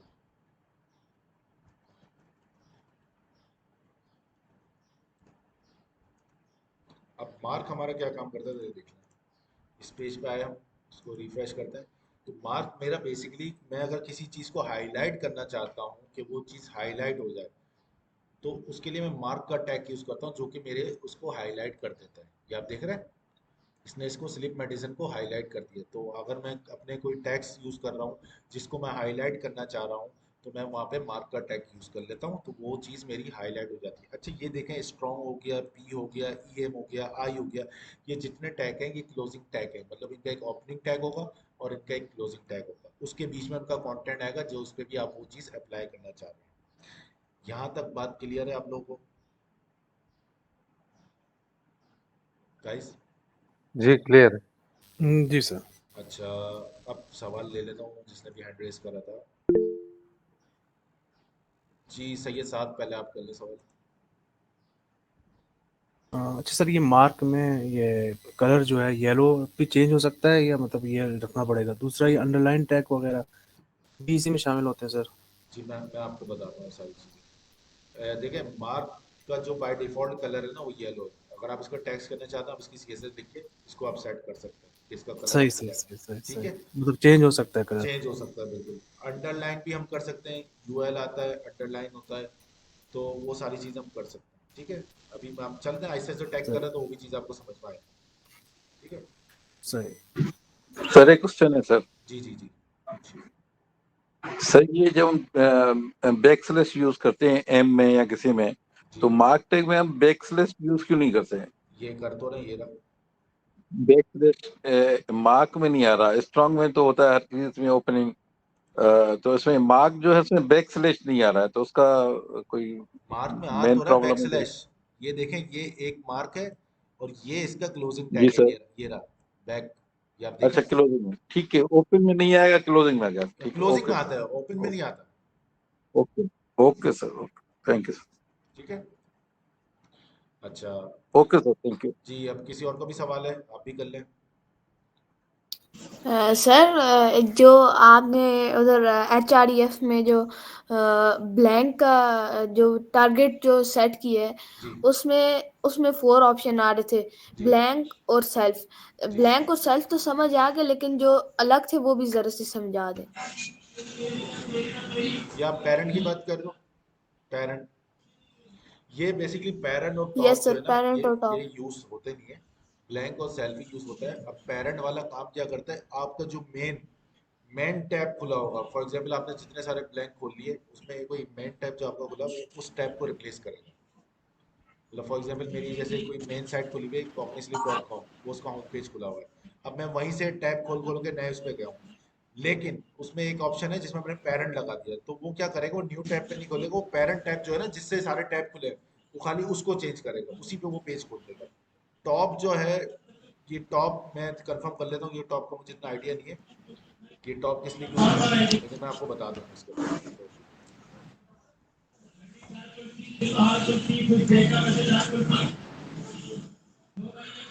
Okay sir.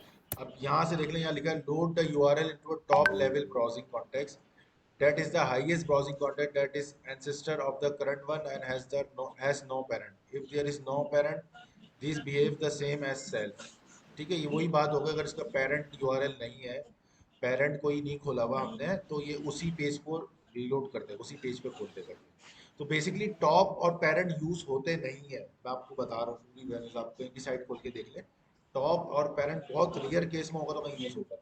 Normally self और ब्लैंक यूज होता है। अगर किसी ने सेल्फ यूज करना होता है तो उसको सेल्फ लिखने की जरूरत नहीं पड़ती, वो सेल्फ बाय डिफॉल्ट सेट है, डिफॉल्ट बिहेवियर है। ये देखें ऊपर पढ़े ना, ये लिखा है डिफॉल्ट बिहेवियर, सेल्फ जो है इसका डिफॉल्ट बिहेवियर है। लेकिन ब्लैंक क्या होता है, load the URL into a new browsing context, ये नए पेज पे खोलता है। और पेरेंट वाला क्या करता है, load the URL into the parent browsing context of the current one, if there is no parent this behaves the same as self. Top भी इसी तरीके से काम करेगा, ठीक है।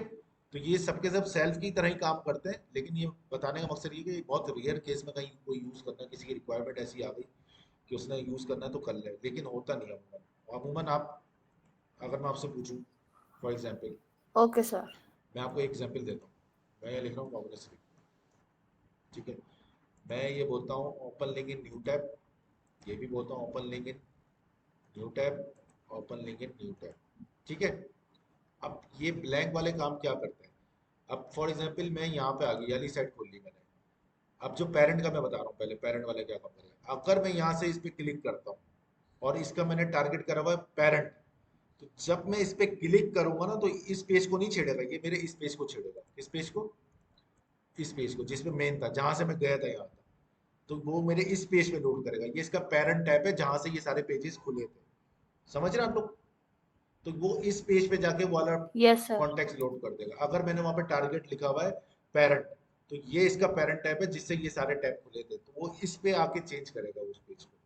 लेकिन ऐसा होता नहीं, अमूमन क्या होता है, अब आपने इतने सारे टैब खोल लिए तो आप क्या करते हैं नॉर्मली, इनको यूं क्लोज ही करते हैं ना, क्लोज कर देते हैं, चलो भाई इस पे आके दोबारा मैं ये खोल देता हूँ, ऐसे ही कर रहे होते हैं नॉर्मली। अगर आप लोग, अगर आप नॉर्मल ब्राउजिंग करते हो इसी तरीके से करते हैं ना, तो वो वाला कॉन्सेप्ट यूज होता नहीं है, लेकिन एक एट्रीब्यूट है, तो उसका भी आपको पता होना चाहिए, ठीक है। ठीक है सर। अच्छा, और किसी का सवाल है? मासूम अली शाह,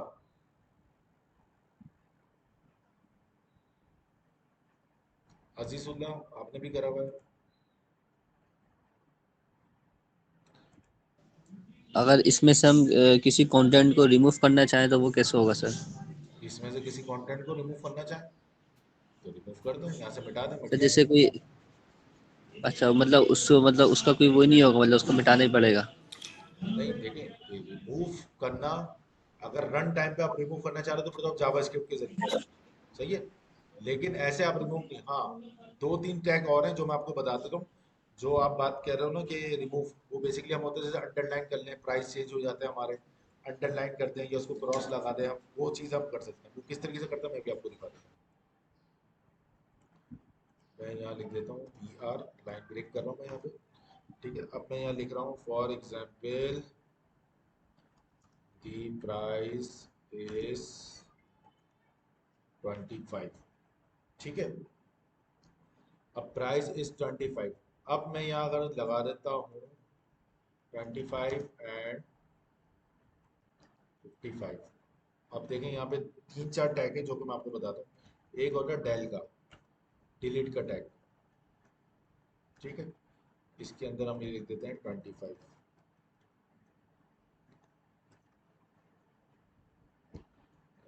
डिलीट, ठीक है। अब देखिएगा इसको, इसका रिस्पॉन्स देखिएगा,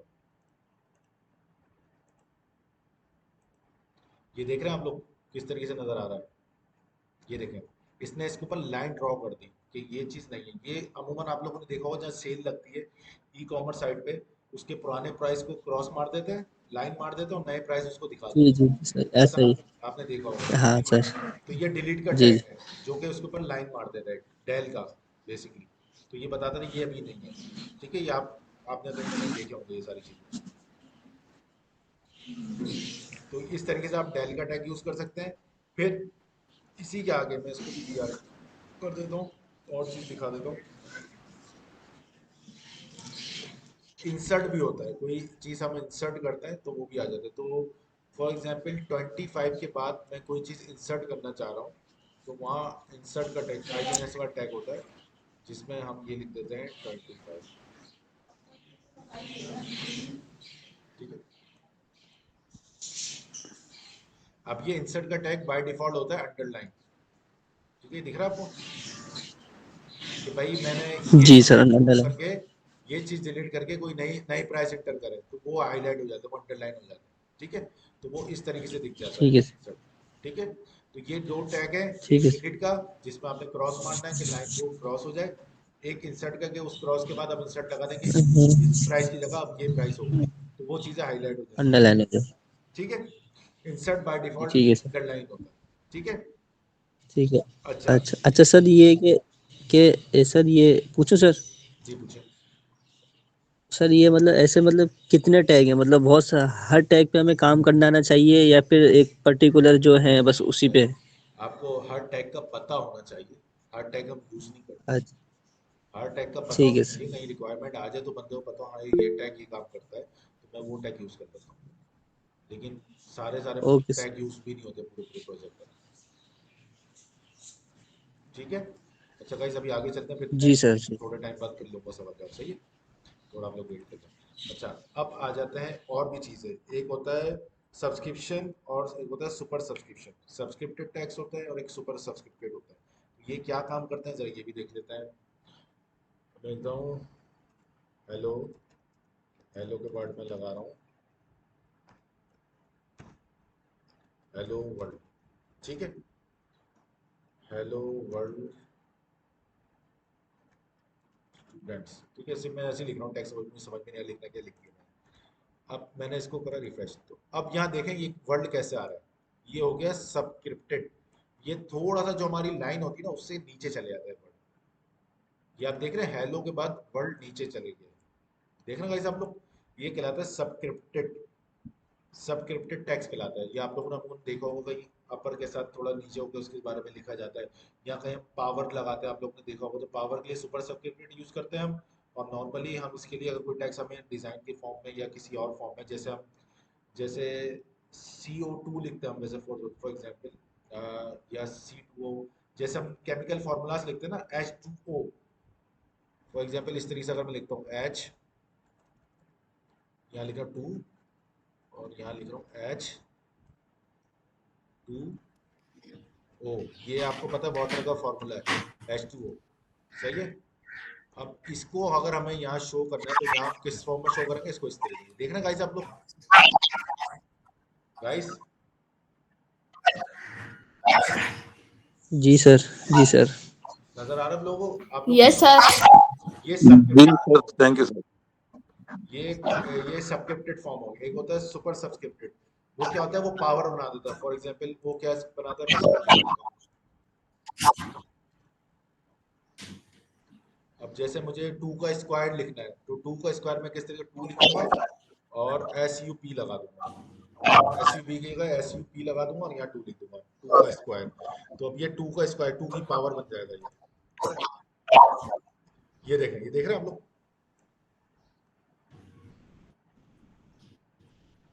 तो ये चीजें आप अपने पास नोट डाउन करके रख लें। अगर कहीं आपके पास ऐसी कोई साइट बना रहे हैं जिसमें आपने केमिकल फॉर्मूलाज डिफाइन डिस्प्ले करवाने हैं, तो आपको वहां पे सबस्क्रिप्टेड और सुपर सबस्क्रिप्टेड यूज करना होगा। इसका आप लोगों को पता होना चाहिए। ऑल्दो ये हर साइड में यूज नहीं होते, लेकिन कहीं भी अगर रिक्वायरमेंट आ जाए तो आपको पता होना चाहिए भाई नीचे कैसे करना, ऊपर कैसे करना, ठीक है। ये जो टैक्स मैंने आपको लिखे हैं सुपर, ये सबस्क्रिप्टेड है, ये सुपर सबस्क्रिप्टेड है, ये इंसर्ट हो गया, ये डिलीट हो गया, ये एम्फेसाइज हो गया, ये मार्क हो गया, ये स्ट्रॉन्ग हो गया, ये हो गया। ये मतलब ये लिमिटेड ही है, इतने ज्यादा नहीं है कि 100 150 500 ये लिमिटेड ही है। ये आप लोग एक बार अपने पास नोट डाउन करके भी लिख लें, अपना नोट बना लें तो आप लोग को याद रहेगा ही। ठीक है गाइस, यहाँ तक क्लियर है सारी बातें? Yes sir. अभी तक मैंने इतनी पढ़ाई क्योंकि इसके बाद मेरा नेक्स्ट टॉपिक स्टार्ट होगा। तो यस सर। अब आप लोग बता दें अभी तक जितना पढ़ा, जिसमें कोई सवाल हो तो पूछे, फिर मैं नेक्स्ट टॉपिक की तरफ बढ़ूँ। जी इजाज। सर मैं ये पूछ रहा था कि इसमें हमारे पास यूजर डिफाइंड टैग्स हो सकते हैं, यूजर डिफाइंड। इजाज एक मिनट, सैयद अजीज शाह आप अपना माइक बंद कर दें, सब अपने माइक बंद रखें। जब सवाल का मौका दूं तो फिर आप अपना म्यूट करें अपना, ठीक है? तो बहुत डिस्टरबेंस आ रही है इससे। अच्छा इजाजुर रहमान आप सवाल करें पहले। सर मैं ये पूछ रहा था कि यूजर डिफाइंड टैग्स हम बना सकते हैं HTML में? मतलब आप अपने खुद के टैग बनाना चाह रहे हैं? नहीं, ये नहीं बना सकते। जी, कस्टमर। नहीं बना अच्छा, सकते। जो उसकी ठीक है सर। देखिए इसकी तो एक वर्किंग हुई भी है ना, ये ब्राउजर को पता चल रहा है ये टैग क्या काम करता है। आप अपना बनाएंगे तो आप ब्राउजर को कैसे बताएंगे कि ये टैग क्या काम करता है? जिसने ब्राउजर बनाया है, ब्राउजर में ये सारी चीजें तो डिफाइन करिए, भाई ये टैग होगा तो इसका ये काम है, ये टैग होगा तो इसका ये काम है। लेकिन हम खुद से बनाएंगे तो हमें ब्राउजर को भी बताना पड़ेगा, भाई मेरा बनाया हुआ टैग है, इसको जरा डिस्प्ले तो करवाओ। तो अपने टैग नहीं बना सकते, जी जी लेकिन हम CSS के जरिए चीजें मैनेज कर सकते हैं। हमें अपने टैग बनाने की जरूरत भी नहीं है। हम CSS के जरिए हम छोटा बड़ा ऊपर नीचे दाएं बाएं हर जगह हम कर सकते हैं, कस्टमाइज कर सकते हैं। कस्टमाइज कर सकते हैं अपने कंटेंट को बाय यूजिंग HTML और CSS। अच्छा सर, ये सर जो H1 है या H2 है, जी इसका जो फॉन्ट स्टाइल है या जी जी, साइज है, सब चेंज इसको कर हम सकते हो, सब चेंज डिफॉल्ट कर सकते हो, चेंज कर सकते हैं। सब चेंज कर सकते हो। आप इसका फॉन्ट साइज भी और बड़ा कर दो और छोटा कर दो, इसका जो फॉन्ट लिखा हुआ है उसका स्टाइल ही चेंज कर दो, कलर ही चेंज कर दो, सब कुछ कर सकते हो आप इसमें। H1 के टैग में कर सकते हैं या जो बिल्कुल। फॉन्ट का टैग है उसमें कर सकते हैं? इसमें अगर आपने कलर चेंज करना है तो आप H1 के अंदर लिख दो, ठीक है? मैं आपको करके दिखा दूँ। जी फॉर एग्जांपल अगर मुझे H1 का कलर चेंज करना है तो मैं लिख देता हूँ कलर, इसका कर देता हूँ रेड, जी ठीक है? इसी तरह H2 का कलर चेंज कर देता हूँ, स्टाइल लिखा, कलर, इसका मैं कर देता हूँ ब्लू या ब्लू, ठीक अच्छा है? सिर्फ समझाने के लिए मैं बता रहा हूँ। अब मैं आया यहाँ पे, पेज लोड करा मैंने, यहाँ पे देखें H1 का कलर हो गया रेड, H2 का कलर हो गया ब्लू। ठीक। ये सारी चीज़ें मैं कर सकता हूँ, लेकिन ये CSS जब मैं आपको पढ़ाऊंगा जब आप चीज़ें देखना। लेकिन अभी आपका सवाल था तो मैंने आपको बता दिया।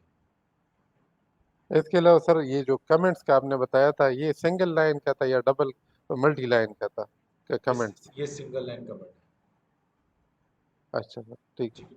पर आप इसमें मल्टी लाइन भी कर सकते हो। अगर मैं ये वाला टैग इसकी जगह यहाँ पे लगा दूँ, ये 2 लाइन कमेंट होना चाहिए, सही है? जी इस जी तरीके से ठीक। हो सकता इसका मतलब ये है कि मल्टी लाइन और सिंगल लाइन है, एक दोनों में एक सा है, चलेगा। बिल्कुल जितना आपको चाहिए। बिल्कुल जी जी, बिल्कुल। इन टैग जहाँ पर हम लगाएंगे वो कमेंट होगा। बस जहाँ तक एंड टैग होगा उतनी लाइन कमेंट हो जाएगी, चाहे वो 3 लाइन में लगाओ 4 लाइन ठीक में है या सर, एक ही लाइन। अच्छा ठीक है थैंक यू इजाज सर। अपना माइक बंद कर लें। दूसरा सवाल है अजीजुल्लाह आप करें सवाल। सर इसमें हम जो यूज करते हैं सब में सुपर में, जी इस पे विजिबल लेयर हम यूज कर सकते हैं सर? विजिबल और लेयर, टैग, टैग की बात करो, विजिबल लेयर। जी जी सर, सब एंड सुपर में जो आपने कहा था ना सर, जी जी तो इसी में ये फॉर्मेट हम जो है वो विजिबल का होता है और इनविजिबल का होता है, सही है। और लेयर होता है कि लेयर 1 लेयर 2, तो ये इसमें आइटम यूज हो सकते हैं इसमें ही? मैंने कभी करा नहीं है लेकिन मैं आपको करके बता दूंगा अगर मेरे ओके हुए ओके तो, ओके, ठीक है? Thank you sir, thank you sir. अच्छा मामून किसका, मासूम आपका सवाल है। सर मैं ये पूछा था कि जो आप अभी तक की जो आप पढ़ाया है सर, ये हम इसको बाद में देख सकते हैं ना रिकॉर्डिंग पे सर? हाँ ये रिकॉर्डिंग चल रही है ना, मैं आपको रिकॉर्डिंग शेयर करूंगा, ये रिकॉर्डिंग हो रही ठीक है सर, सबके इंतजार, थैंक यू। है। अच्छा और किसी का कोई सवाल है? हैंड डाउन कर लें जिसने कर लिया सवाल ना, अजीज का भी हो गया और किसी का नहीं, ठीक है? अब हम चलते हैं अपने नेक्स्ट टॉपिक की तरफ जो कि है लिस्ट, कि हम HTML CSS में लिस्ट वगैरह किस तरीके से बना सकते हैं, ठीक है? तो हम एक काम करते हैं इसी के नीचे। अच्छा हमारे पास 2 तरीके की लिस्ट होती है, एक होता है ऑर्डर लिस्ट और एक होती है अनऑर्डर्ड लिस्ट, ठीक है? तो लिस्ट एलिमेंट किस तरीके से बनते हैं और हमें वेब पेज पे किस तरीके से दिखते हैं तो वो देख लेते हैं। तो सबसे पहले देखते हैं अनऑर्डर्ड लिस्ट। अनऑर्डर लिस्ट की जो टैग है वो है UL. UL stand for unorder list, ठीक है। और अनऑर्डर लिस्ट एक क्लोजिंग टैग है, मतलब ये ओपन भी होगा और क्लोज भी होगा। अच्छा, अनऑर्डर लिस्ट बन गया। अब इसके अंदर इसके एलिमेंट ऐड करना है, तो इसके जब एलिमेंट ऐड करना है तो उसके लिए हम कहते हैं list item, L I. L I stand for list item. अब मैं यहाँ पे दे देता हूँ फॉर एग्जाम्पल एप्पल। अब इसको कॉपी करते रहे, कंट्रोल सी ई 5, एप्पल, मैंगो,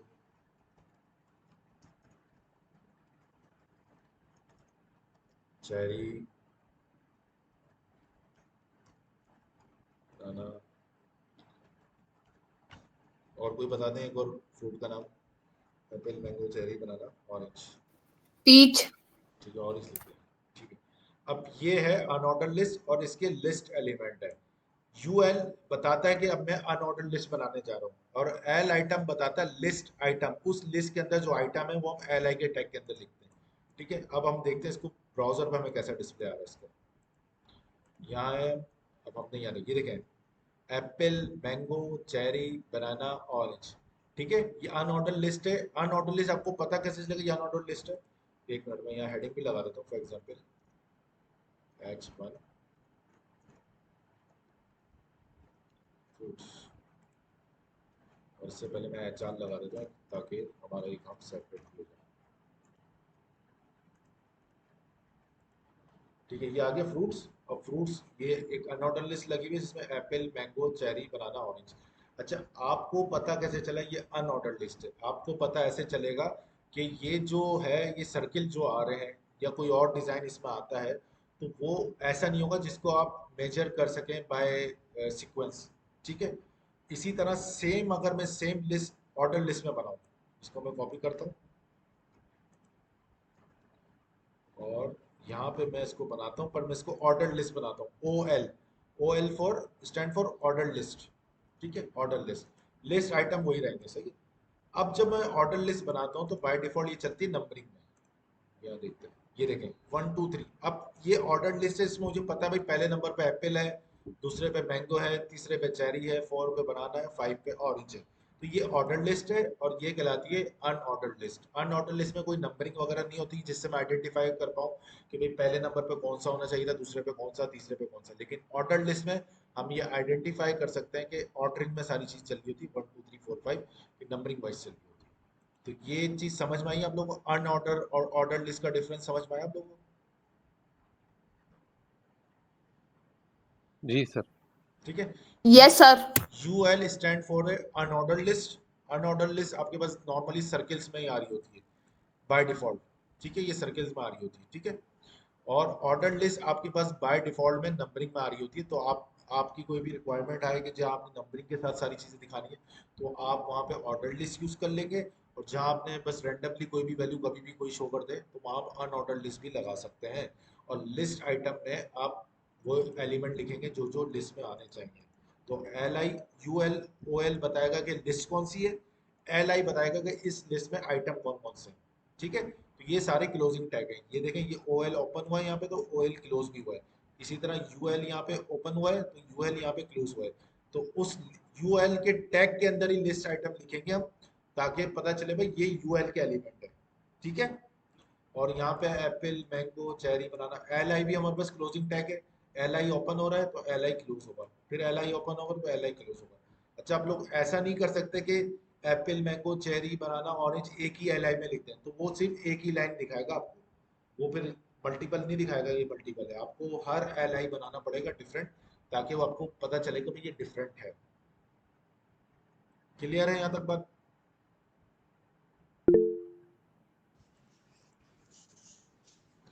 जी मासूम।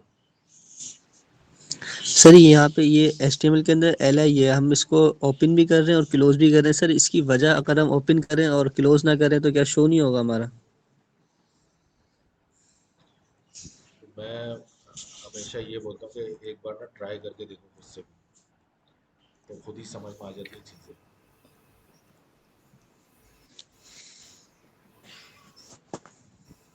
कहाँ चले गया?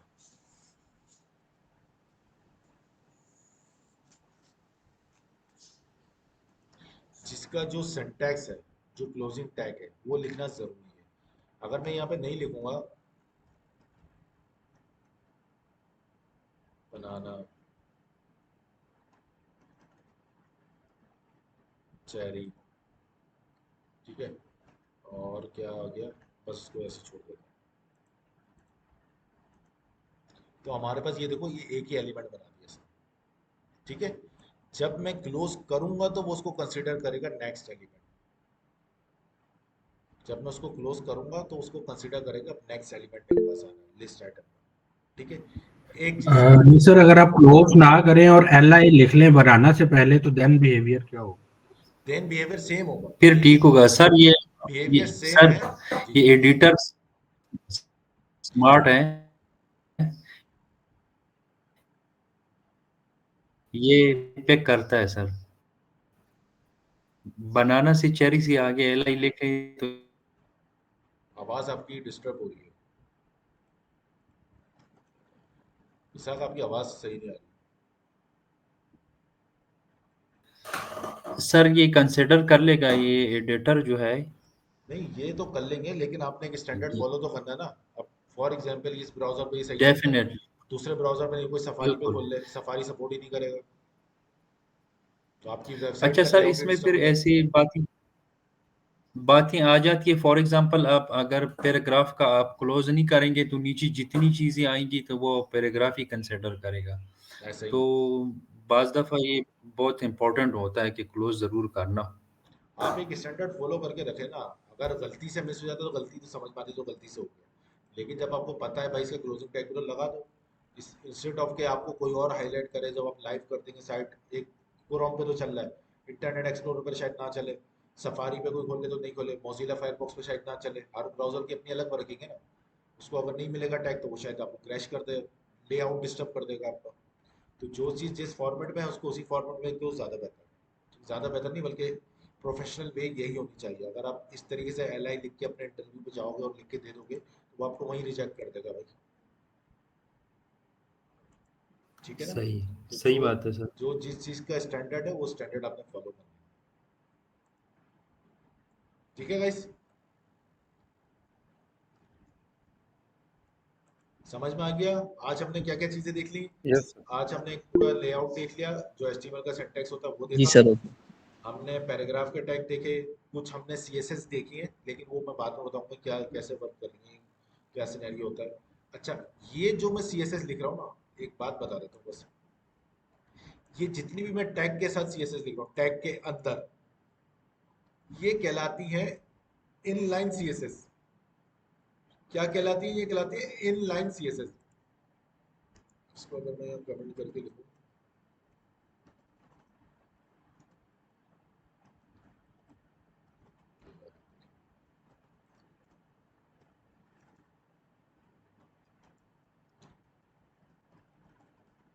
inline CSS use within the tags, ठीक है। ये जितनी भी टैग के अंदर मैंने स्टाइल लिखा हुआ है ये कहलाता है इनलाइन सीएसएस। तो आपसे इंटरव्यू में पूछा भी जाता है भाई हम कितने टाइप की सीएसएस लिख सकते हैं, तो भाई आप इनलाइन भी लिख सकते हो, आप ऑन पेज भी लिख सकते हो, आप एक्सटर्नल सीएसएस भी लिख सकते हो, ठीक है। तो अभी मैंने जितनी भी, अभी इस पूरे पेज में मैंने जितनी भी सीएसएस यूज करी है वो सब की सब कहला रही है इनलाइन। तो अगर मैं आपसे पूछूं कि भाई मुझे बताओ आपको कैसे पता चले कि इनलाइन सीएसएस है, तो आप बोलेंगे सर हमने उसको टैग के अंदर ही लिखा हुआ है, जिस टैग को मुझे चेंज करना है उसी टैग के साथ मैंने उसकी सीएसएस लिख दी। तो ये इन लाइन मतलब ये पूरी लाइन है, इस लाइन के अंदर ही मेरा कंटेंट है और इस लाइन के अंदर ही मेरी इसकी सीएसएस है, तो ये इन लाइन सीएसएस कहलाएगा। और अगर ऑन पेज सीएसएस की बात करूं तो वो हेड के टैग में हम लिखते हैं स्टाइल का टैग, स्टाइल बनाते हैं और इसके अंदर लिखते हैं। तो ये हेड के अंदर जो स्टाइल का टैग लगा के मैं सीएसएस लिखूंगा यहाँ पे, फॉर एग्जांपल मैं ये चीज़ जो मैंने बैकग्राउंड कलर है रेड, इसको मैं यहाँ से हटा देता हूँ। अब ये मैंने इन लाइन से हटा दिया, सही है। अब मैंने इन लाइन से हटा के मैंने बोला भाई यहाँ पे जो बॉडी का टैग है, बॉडी, उसका जो बैकग्राउंड कलर होगा वो आप कर दो रेड, ठीक है। अब ये जो स्टाइल का टैग मैंने यहाँ लिखा है ये कहलाता है on page, on page CSS है ये, ठीक है। इसमें मैं किसी टैग के साथ नहीं लिख रहा इसको, मैं अलग से स्टाइल का टैग बनाया है उसके साथ मैं इसके पूरे पेज की सीएसएस में इसमें लिख दूंगा, ठीक है। फिर मैं इनलाइन सीएसएस नहीं दूंगा। लेकिन ऐसा भी होता है कि हम एक ही पेज पे इनलाइन सीएसएस भी देते हैं, ऑन पेज भी देते हैं, तो अपनी रिक्वायरमेंट के हिसाब से हमें जहाँ चेंजेस करनी होती है वहाँ कर लेते हैं, ठीक है। अब जरा इसको चेक करते हैं, नहीं चलेगा नहीं चलेगा, लेट से चल रहा है, ठीक है।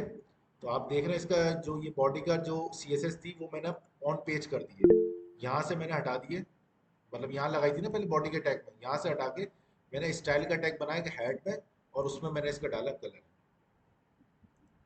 जी सवाल है किसी का? आई गेस नहीं है, नहीं है। इतने सारे सवाल आ गए एक साथ। जी मोहम्मद आमिर। सर ये जो आपने अभी स्टाइल का जिक्र किया, तो मुझे ना, हम करते हैं एसईओ में कुछ कीवर्ड ना छुपा देते हैं, वो हमारा कीवर्ड शो ना हो, उसका क्या, वो किस तरह टैग लगाते हैं, वो कैन भी बता दीजिएगा। मतलब वो कीवर्ड आपको नजर नहीं आने चाहिए, ये आप कह रहे हो? जी जी, बैकएंड पे हम कर लेते हैं, लेकिन वो गूगल पे सामने यानी आप जो आर्टिकल होता है वो शो नहीं होते, उसके लिए कौन सा टैग यूज करते हैं? ये मैं देख के बता सकता हूँ, क्योंकि मैंने इतना देखा नहीं है इसको एसईओ के बारे में। मैं देख के बता दूंगा कौन सा होगा। अच्छा मोहम्मद हारिस, मोहम्मद हारिस आपके लिए सवाल। जी सर, ये आपने जो भी स्टाइल का हेड के टैग के अंदर यूज किया है, इसमें जो बॉडी है ये बेसिकली हमारे क्या किसी HTML एलिमेंट को रिप्रेजेंट कर रही है, यस, करती है ये चीज, मेरे या इस टैग को रिप्रेजेंट करी, बॉडी के टैग को रिप्रेजेंट करी है। अगर मुझे पैराग्राफ के राइट सर। टैग, अगर मैंने मल्टीपल डिव्स बनाई हुई है, तो यहाँ पे फिर मुझे क्या वो डिव्स किस तरह मुझे आपने डिस्टिंग्विश बतानी आप पड़ेंगी कि मैं एक डिव पे डिफरेंट कलर चाहता हूँ और दूसरी डिव पे डिफरेंट? तो देखें आप यहाँ बनाएंगे डिफ, ठीक है। आपने डिफ बना ली, इसको आप कोई क्लास दे दें, क्लास में कोई नेम दे दें, लाइक अच्छा, D1, D1 दे दिया, तो अब आप यहाँ पे लिखेंगे डॉट D1 और फिर उसका यहाँ पे कलर दे देंगे, तो इस डिफ का कलर सिर्फ चेंज हो जाएगा। सही ठीक है। हो गया। ऑल राइट सर, और थैंक यू। दूसरी डिफ बनाएंगे, उसमें दूसरा जी क्लास दे देंगे sir, thank D2, you. D2 D3, इस तरीके से आप उसको डिफ्रेंशिएट कर सकते जी ठीक हो गया सर, हैं, थैंक ठीक है। यू। अच्छा मासूम, आप सवाल करें। सर ये आउटलाइन इनलाइन CSS के टैग सर ये समझ में नहीं आया सर, दोबारा जरा अगेन कर दें। एक होती है इनलाइन सीएसएस, इनलाइन सीएसएस वो सीएसएस होती है जो कि मैं टैग के साथ ही लिख देता हूँ, जैसे टैग H1 का लगाया हुआ मैंने, इसमें इसका कंटेंट भी लिखा और इसके साथ में स्टाइल का टैग भी लगा दिया सीएसएस का, तो ये कहलाती है इनलाइन सीएसएस, ठीक है। जिसको भी मुझे ठीक चेंज है करना सर। था जिस टैग को, उस टैग के साथ ही मैं उसकी सीएसएस लिखूंगा।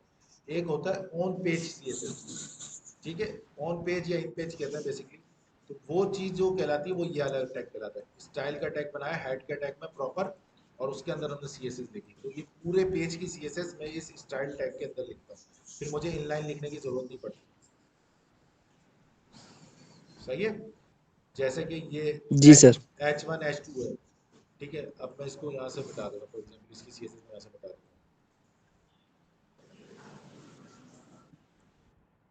ठीक है। मैंने इसकी सीएसएस मिटा दी यहाँ से। अब मैं इस पेज को रिफ्रेश करता हूँ, देखें H1 और H2 का कलर बाय डिफॉल्ट वही आ गया, सही है। अब ये इनलाइन ठीक है सीएसएस अभी पूरे पेज से हट गई है, इनलाइन कहीं भी नहीं लगी हुई, अब लगी हुई ऑन पेज सीएसएस। अब मैं यहाँ पे बोलूंगा भाई H1 का जो टैग है उसका आप कर दो कलर, कर दो रेड, ठीक है। और इसी तरह H2 का जो टैग है उसका आप कलर कर दो ब्लू, ठीक है, ब्लू। ठीक है।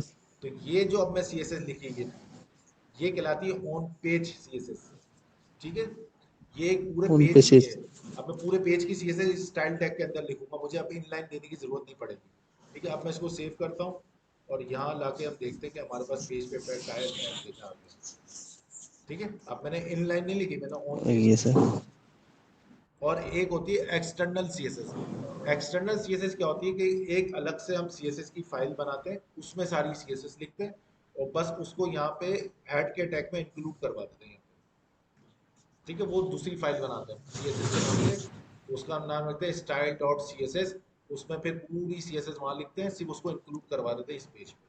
वो एक्सटर्नल सी एस एस कहलाती है, ये ऑन पेज कहलाती है, और जो हमने टेक्स्ट के साथ लिख रहे थे वो कहलाती है इनलाइन सी एस एस। यहाँ तक बात क्लियर है आप सबको? CSS okay sir. Guys clear है आप सबको? जी सर क्लियर है। आज के लिए बस इतना ही है, बाकी इंशाल्लाह नेक्स्ट वीक से प्रॉपर करेंगे।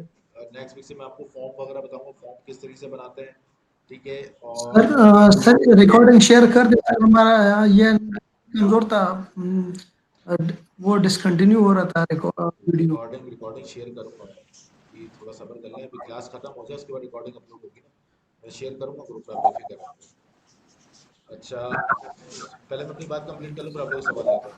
फिर नेक्स्ट में हम देखेंगे फॉर्म्स वगैरह किस तरीके से बनाते हैं, और थोड़ी बहुत और टैग्स वगैरह हम देख लेंगे। फिर इंशाल्लाह हमारा, मेरे ख्याल से हमारी नेक्स्ट क्लासेस में ना, जो हमारी 2 क्लास है, तो HTML का काम पूरा कंप्लीट हो जाएगा इंशाल्लाह। फिर उसके बाद हम CSS वगैरह स्टार्ट करेंगे, जो HTML के टैग्स हैं वो सारे आपको कवर हो जाएंगे इंशाल्लाह। फिर हम डिव वगैरह देखेंगे, डिव बना लेंगे, फिर डिव के साथ फिर हम प्रॉपर CSS पाएंगे कि अपनी CSS कैसे अलाइनमेंट कर सकते हैं, ठीक है? फिर इंशाल्लाह जब वो हो जाएंगे, फिर हम जावास्क्रिप्ट की तरफ चलेंगे। तो इंशाल्लाह ये 2 मंथ्स में, मतलब 8 और 8 16 में से हमारी 2 क्लासेस हो चुकी है। 14 क्लासेस में हमारा ये फ्रंट एंड का कंटेंट इंशाल्लाह कंप्लीट हो जाएगा, ठीक है? सर क्लास आप फ्रंट एंड की खुद लेंगे? जी मैं खुद लूंगा। ये अच्छा होगा सर। एतजाज हसन, आप सवाल कर लें। अस्सलाम वालेकुम सर। वालेकुम सलाम। सर आवाज़ आ रही है मेरी? जी जी आ रही है। सर मेरी एक सजेशन थी कि अगर आप पॉसिबल हो आप मान दें सर, इस तरह हम पढ़ तो लेंगे लेकिन हमें प्रैक्टिकल वर्क हमारे लिए थोड़ा सा डिफ़िकल्ट होगा। काइंडली आप हमें जो काम करवाएं वो हमें थोड़ा थोड़ा सा टास्क देते रहें कि आपने ये काम करके आना अगली क्लास में। अगली क्लास में आने से पहले हमें उसके बारे में हम फिर थोड़ा सा प्रेसिंग कर लिए करें, ताकि हमें भी वो हो कि हमने ये करना है। बिल्कुल एतजाज, जो मैंने पैटर्न रखा था ना, पैटर्न में फॉलो करता हूँ। जैसे सैटरडे संडे क्लासेस हो गई, उसके बाद जो अपकमिंग वीक है ना, अब मैं इसके लिए टास्क दूंगा आपको। टास्क कल मिल जाएगा, ग्रुप पे शेयर कर दूंगा। आप सबने वो टास्क करके मुझे पर्सनली सेंड करना, ताकि मैं उसको देख सकूंगा आप लोगों ने वो क्या करा है, और मैं बता दूंगा किस तरीके से आप लोगों ने शेयर करना है सारी चीज़। आपको टास्क मिलेंगे, वीकली टास्क मिलेंगे, आप टेंशन नहीं लें इस चीज़ की। वही ना सर मैं कह रहा, तो इसलिए फिर वो में ना हमें अंडरस्टैंडिंग में ज़्यादा मज़ा आएगा। बिल्कुल बिल्कुल बिल्कुल, हकीकत है, प्रैक्टिस नहीं करेंगे तो सीखेंगे कैसे? बिल्कुल, बस बस एग्री करता हूँ जी। मासूम, thank you sir. Sir in line में मतलब सारा काम एक ही लाइन में होगा कि इसका कलर भी चेंज होगा, इसका साइज भी चेंज होगा, लेकिन आउट लाइन में प्रोग्राम हमारा नीचे होगा और वर्किंग हम इसके ऊपर कर रहे होंगे सर, ऐसा ही है सर? देखिए ऑन पेज पे जो होती है ना, वो एक ही स्टाइल का टैग लगता है, जैसे यहाँ लगा हुआ है, ठीक है? इसी में हम पूरी CSS लिख देते हैं। अब चाहे उसका आप H1 का फॉन्ट चेंज करना, अब H1 बना लिया ना, तो यहीं पे इसके लिखेंगे फॉन्ट साइज क्या होना चाहिए, फॉन्ट क्या होना चाहिए, क्या होना चाहिए, तो सारी चीज़ें यहाँ पे आ जाती। लेकिन अगर मैं इन लाइन की बात करूँ, तो वो जो चीज़ मैं ऊपर लिख रहा हूँ, वो चीज़ मुझे यहाँ पे स्टाइल का टैग लगा के लिखनी पड़ेगी, कि भाई इसका कलर क्या होना चाहिए, इसका फॉन्ट साइज क्या होना चाहिए। तो जो चीज़ मैं टैग के साथ लिखूंगा, टैग के अंदर लिखूंगा CSS, वो कहलाएगी उसकी इनलाइन CSS। जो मैं लिखूंगा स्टाइल के टैग के अंदर, जो स्टाइल का टैग बनाया है उसके अंदर लिखूंगा, तो वो चीज़ कहलाएगी ऑन पेज CSS, सही। ठीक है? तो आप इसको इस तरीके से भी समझ सकते हैं कि अगर टॉप पे जाके पूरे पेज की CSS लिख रहा हूँ, तो आप समझना ऑन पेज CSS है। और अगर किसी स्पेसिफिक टैग के साथ CSS लगी हुई है, तो आप उसको समझ जाएं कि इनलाइन CSS लगी हुई है। इन लाइन है। अच्छा, इन लाइन में सर हर लाइन की, हर प्रोग्राम की अलग अलग CSS होगी सर, ऐसा ही है? बिल्कुल बिल्कुल, जो आपकी रिक्वायरमेंट होगी उस हिसाब से। ठीक है। H1 का और अलग अलग जो भी स्टाइल, ठीक H2 का अलग, H3 का अलग, ठीक जितने आप करना चाहो कर सकते उसी के टैग के अंदर। हैं, उसी के ठीक है टैग सर, के जो अंदर। ठीक है, ठीक है, ठीक है। सर ये जो भी हम काम कर रहे हैं इसको एप्लीकेशन सॉफ्टवेयर में यूज कर सकते हैं ना सारा? एप्लीकेशन सॉफ्टवेयर से मुराद क्या है?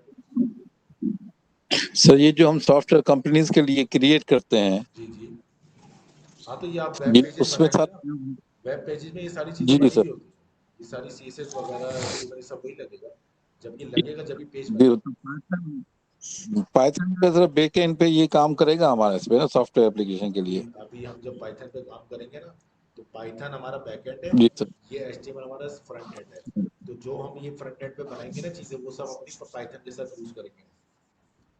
Right sir. तो सर ये एंड्रॉइड सपोर्ट और आईफोन सपोर्ट और आपके पीसी सपोर्ट होगा सर ये? नहीं, एंड्रॉइड सपोर्ट से मुराद आपकी, अगर ये एंड्रॉइड पर अगर आप वेबसाइट खोलोगे तो वो सपोर्टेड रहेगी। लेकिन अगर एंड्रॉइड पर आप एप्लीकेशन खोलोगे तो एंड्रॉइड की एप्लीकेशन अलग बनती है, उसकी सारी डिजाइनिंग वगैरह वो अलग होती है। अगर वो वेबसाइट खोलेंगे सर तो एंड्रॉइड यूज से, लिंक जी लिंक नहीं होगा लिंक के लिए? देखिए, आप दो चीजें मिक्स कर रहे हो। अगर मैं एंड्रॉइड पे अपना ये पेज खोलता हूँ, ब्राउजर पे जाके जी एंड्रॉइड सर। गूगल क्रोम पे गया, ये पेज खोलता हूँ, तो ये पेज खुलेगा एज इट इज सेम, बिल्कुल राइट सेम सर। वर्क करेगा। लेकिन आप सर इस चीज को देखें, ये जो साइट चल रही है ब्राउजर पे, तो अगर मैं एंड्रॉइड से राइट ब्राउजर सर। यूज करता हूँ तो बिल्कुल सही चलेगी। लेकिन अगर आप राइट इसको कंसीडर कर रहे हैं कि कोई एप्लीकेशन के अंदर चल रही है, तो एप्लीकेशन के राइट अंदर जैसे एंड्रॉइड की एप्लीकेशन बनती है बहुत सारी, जिसमें गेमिंग आ जाता है, जी वो जी। सब अपने बनाते हैं, तो उसमें उसकी फ्रंट एंड अलग डिजाइन होती है, क्योंकि वो वेब राइट वाले सर। फीचर सपोर्ट नहीं करता एप्लीकेशन। तो वो अलग, उसके लिए हम जावा जावा लैंग्वेज यूज करते हैं, फ्लटर डेवलपर होते हैं, रिएक्ट नेटिव वाले होते हैं, वो उस पर डिजाइन करते हैं मोबाइल पे। Okay okay sir, thank you ये सर। जितनी भी HTML है ये ब्राउजर के लिए, अगर वो मोबाइल से ब्राउजर चला रहा है तो बिल्कुल सही चलेगी। लेकिन वो मोबाइल से एप्लीकेशन चला रहा है तो वहां उसको एप्लीकेशन के हिसाब से अलग से डिजाइनिंग करनी पड़ेगी। बैकएंड वही रहेगा, बैकएंड ओके पाइथन वाला ही रहेगा, बैकएंड चेंज नहीं करेगा। बैकएंड से तो सिर्फ API ओके यूज करेगा ना, फ्रंट एंड से उसका चेंज करेगा मोबाइल के साथ। ठीक है सर, ठीक है सर। मेरे पूछने का क्वेश्चन का मकसद सिर्फ ये था कि सर एक हमने एप्लीकेशन सॉफ्टवेयर बनाया है, उसको हम 3 डायमेंशन चला रहे हैं, एक एंड्रॉइड से, एक आईफोन से, एक पीसी से। तो ये सपोर्टेड है?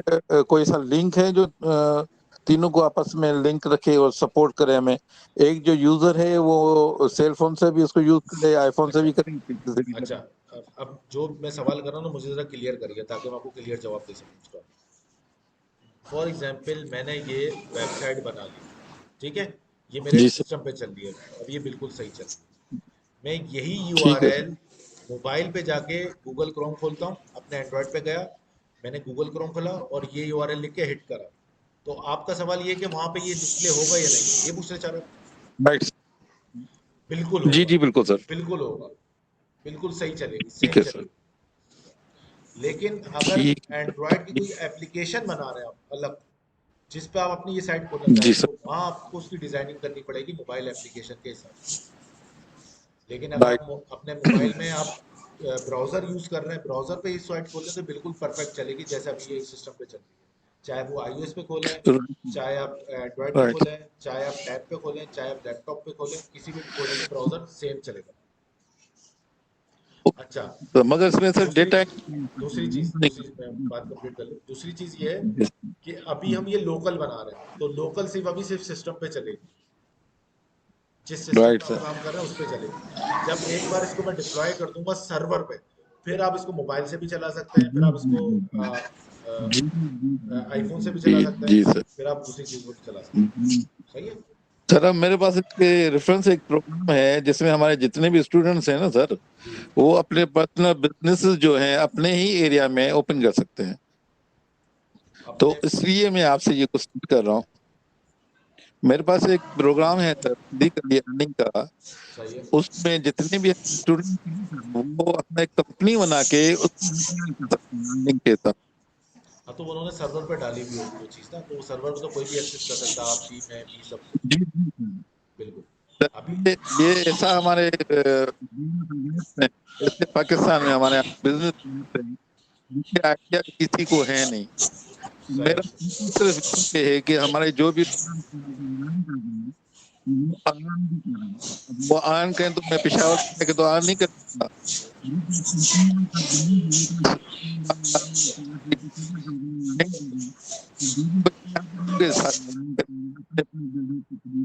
आपकी आवाज़ मेरा नहीं आ एम रही है। यही है सर। इंशाल्लाह ये सारे काम हो जाएंगे, आप एक बार प्रोजेक्ट बना लें, इंशाल्लाह सारे काम हो जाएंगे इंशाल्लाह। इंशाल्लाह। जी मासूम, आप सवाल कर लो, फिर वाइंड अप करते हैं क्लास। सर सबसे पहले जब इंशाल्लाह बोलते हैं ना, इससे बड़ी मोटिवेशन मिलती है। अल्लाह ये कि ये हमारा कबूल हो इंशाल्लाह के ना आपका। अच्छा सर, दूसरी बात ये कि एक ना ओवरव्यू दे दें कि अभी तक के हमने क्या क्या पढ़ लिया, और जो जो हमने पढ़ा सर उन सब की रिकॉर्डिंग मतलब हमारे ग्रुप में मौजूद है, ताकि हम उसको एक दफ़ा रिव्यू और कर लें सर। इस पर रिव्यू दे दें सर। देखिए कल वाली क्लास को आप लोग इग्नोर करिए, जो कल हुई है उसकी रिकॉर्डिंग दी है, तो उसमें आपको शायद कुछ चीज़ क्लियर, कुछ चीज़ें ना। आज वाली क्लास पर आप फोकस करें। आज वाली क्लास में हमने क्या करा है, सबसे पहले अपना एडिटर इंस्टॉल करा है जो हम यूज़ कर रहे हैं। उसके बाद हमने एक प्रोजेक्ट का फोल्डर बनाया था। फोल्डर पे आके हमने अपने एडिटर को खोला, वहाँ एक फाइल क्रिएट करी जिसका नाम था index.html। ठीक है, उस पर आके हमने पैराग्राफ के टैग देखे, पैराग्राफ क्या होता है वो लिखा, हेडिंग्स के टैग देखे, हेडिंग्स के बाद हमने देखा कि एंकर टैग हम लिंकिंग किस तरीके से करते हैं वो हमने देखा। फिर हमने देखा ऑर्डर लिस्ट, अनऑर्डर लिस्ट किस तरीके से बनाते हैं वो चीज़ें हमने देखी। फिर हमने स्पेशल टैग्स देखे, जैसे इटैलिक करने के लिए, बोल्ड करने के लिए, सबस्क्रिप्टेड, सुपर सबस्क्रिप्टेड, डिलीट करने के लिए, स्ट्रॉन्ग करने के लिए, ये सब हमने टैग आज हमने यूज़ करा है प्रॉपर अपने पूरे सेशन में। और साथ साथ आपने डॉक टैग भी देख लिया, हेड में क्या करते हैं, इनलाइन सीएसएस का मैंने आपको थोड़ा बहुत ओवरव्यू दे दिया, ऑन पेज सीएसएस का मैंने आपको थोड़ा बहुत ओवरव्यू, इनलाइन ऑफलाइन। इनलाइन और ऑन पेज या इन पेज, इन पेज सीएसएस कर सकते हैं आप। इन पेज मतलब उस पेज की पूरी सीएसएस, इन लाइन मतलब स्पेसिफिक लाइन की सीएसएस। ठीक है जी अजीजुल्लाह। मतलब कि आज की क्लास से हम, मतलब आज की जो क्लास है उस पर फोकस हम कर रहे हैं, उसके बाद फिर नेक्स्ट क्लास है उसके पीछे लगी छोड़। बिल्कुल बिल्कुल, आज की क्लास पर आप फोकस करें, बाकी फिर नेक्स्ट क्लास में ठीक है सर, ठीक है sir, okay sir. Next class की अगर आप टॉपिक्स बता दें ताकि मैं बताऊं, देख के फिर आपके साथ बैठ। नेक्स्ट क्लास में मैंने आपको बताया कि हम इसके और टैक्स देखेंगे, हम फॉर्म्स वगैरह डिफ पे काम करेंगे बेसिकली। नेक्स्ट क्लास हमारी टोटली होगी डिफ पे, हम कैसे करते हैं, एक डिफ से दूसरी डिफ में कैसे जाते हैं, लिंकिंग कैसे करते हैं, वो सारी चीजें हम देखेंगे। Okay sir, thank you. जी अजीज, आपका सवाल है? जी सर, थैंक यू। और मिल गया, रेस्पॉन्स मिल गया। सैयद सैयद इजाज शाह, आपका सवाल है? नहीं सर, बस थैंक यू, बस मैं यही कह रहा कि आप खुद पढ़ा दे तो सर अच्छा होगा। बस मैं पढ़ाऊंगा, टेंशन नहीं लेना। Thank you. अच्छा मोहम्मद अब्बास, आपका सवाल है भी?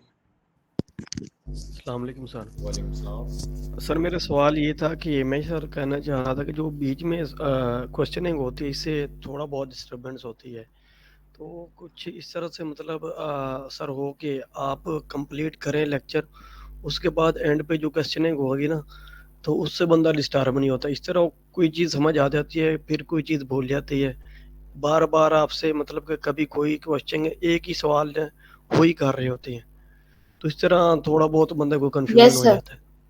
इसकी बनाते हैं हम कोई सेटिंग, कोशिश यही करेंगे कि एटलीस्ट या तो पहले फर्स्ट हाफ आधा घंटा हम पहले पढ़ लें, फिर आधे घंटे बाद 15 मिनट का सेशन रख लेते हैं भाई, जो आधे घंटे में पढ़ा आप उसकी क्वेश्चनिंग कर लो। फिर नेक्स्ट सेशन जी हमारा सर। होगा उसमें प्रॉपर पढ़ा लेंगे, फिर आप क्वेश्चनिंग कर लेना इस तरह और बनाते हैं सर उसको। जो आप मतलब कि जो सर आप पढ़ाएंगे ना एकदम मतलब कि स्टेप बाय स्टेप, उसका समझ भी अच्छी तरह आता है। जो बीच में क्वेश्चनिंग होते हैं फिर वो बार बार एक ही बंदा सवाल कर, कभी कोई आपको भी मतलब डिस्टर्ब करते हैं, हम खुद भी हो जाते हैं। ठीक है मैं इसका ख्याल रखूंगा। जी मासूम, आप दोबारा कोई सवाल थैंक्स सर, करें? अल्लाह हाफिज़। सर नहीं सर, बिल्कुल आप जिस तरीके से अभी जिस तरह पढ़ा रहे हैं ना, आपके एक एक एक छोटा सा टॉपिक पढ़ाते हैं, फिर उसके बाद आप क्वेश्चन आंसर लेते हैं। किसी टीचर को नहीं देखा मैंने, आप जिस तरीके से कर रहे हैं सर, आधा घंटा पढ़ाएंगे ना, फिर उसमें ये होगा कि आधा घंटा हम वेट करेंगे, वो जो आप पढ़ा रहे होंगे उस पर भी हमारा फोकस नहीं होगा, फिर हमारा सवाल और फोकस और आपके पढ़ाने में लगे रहेंगे। आधे घंटे में बहुत सारे सवाल जमा हो जाएंगे। तो जिस तरह आप कर रहे हैं ना कि एक छोटा टॉपिक पढ़ाते हैं उसके बाद ही आप सवाल लेते हैं, तो सर ये बेहतरीन है सर, कोई डिस्टर्बेंस तो नहीं है सर। मैं करता हूँ उसका, कोई बनाता हूँ तो फ्लो। सवाल में घूमते रहेंगे हम आधे घंटे, ये अभी ये पूछना उसके बाद ये पूछना है। मैं करता हूँ इंशाल्लाह इसको। जी मोहम्मद अब्बास।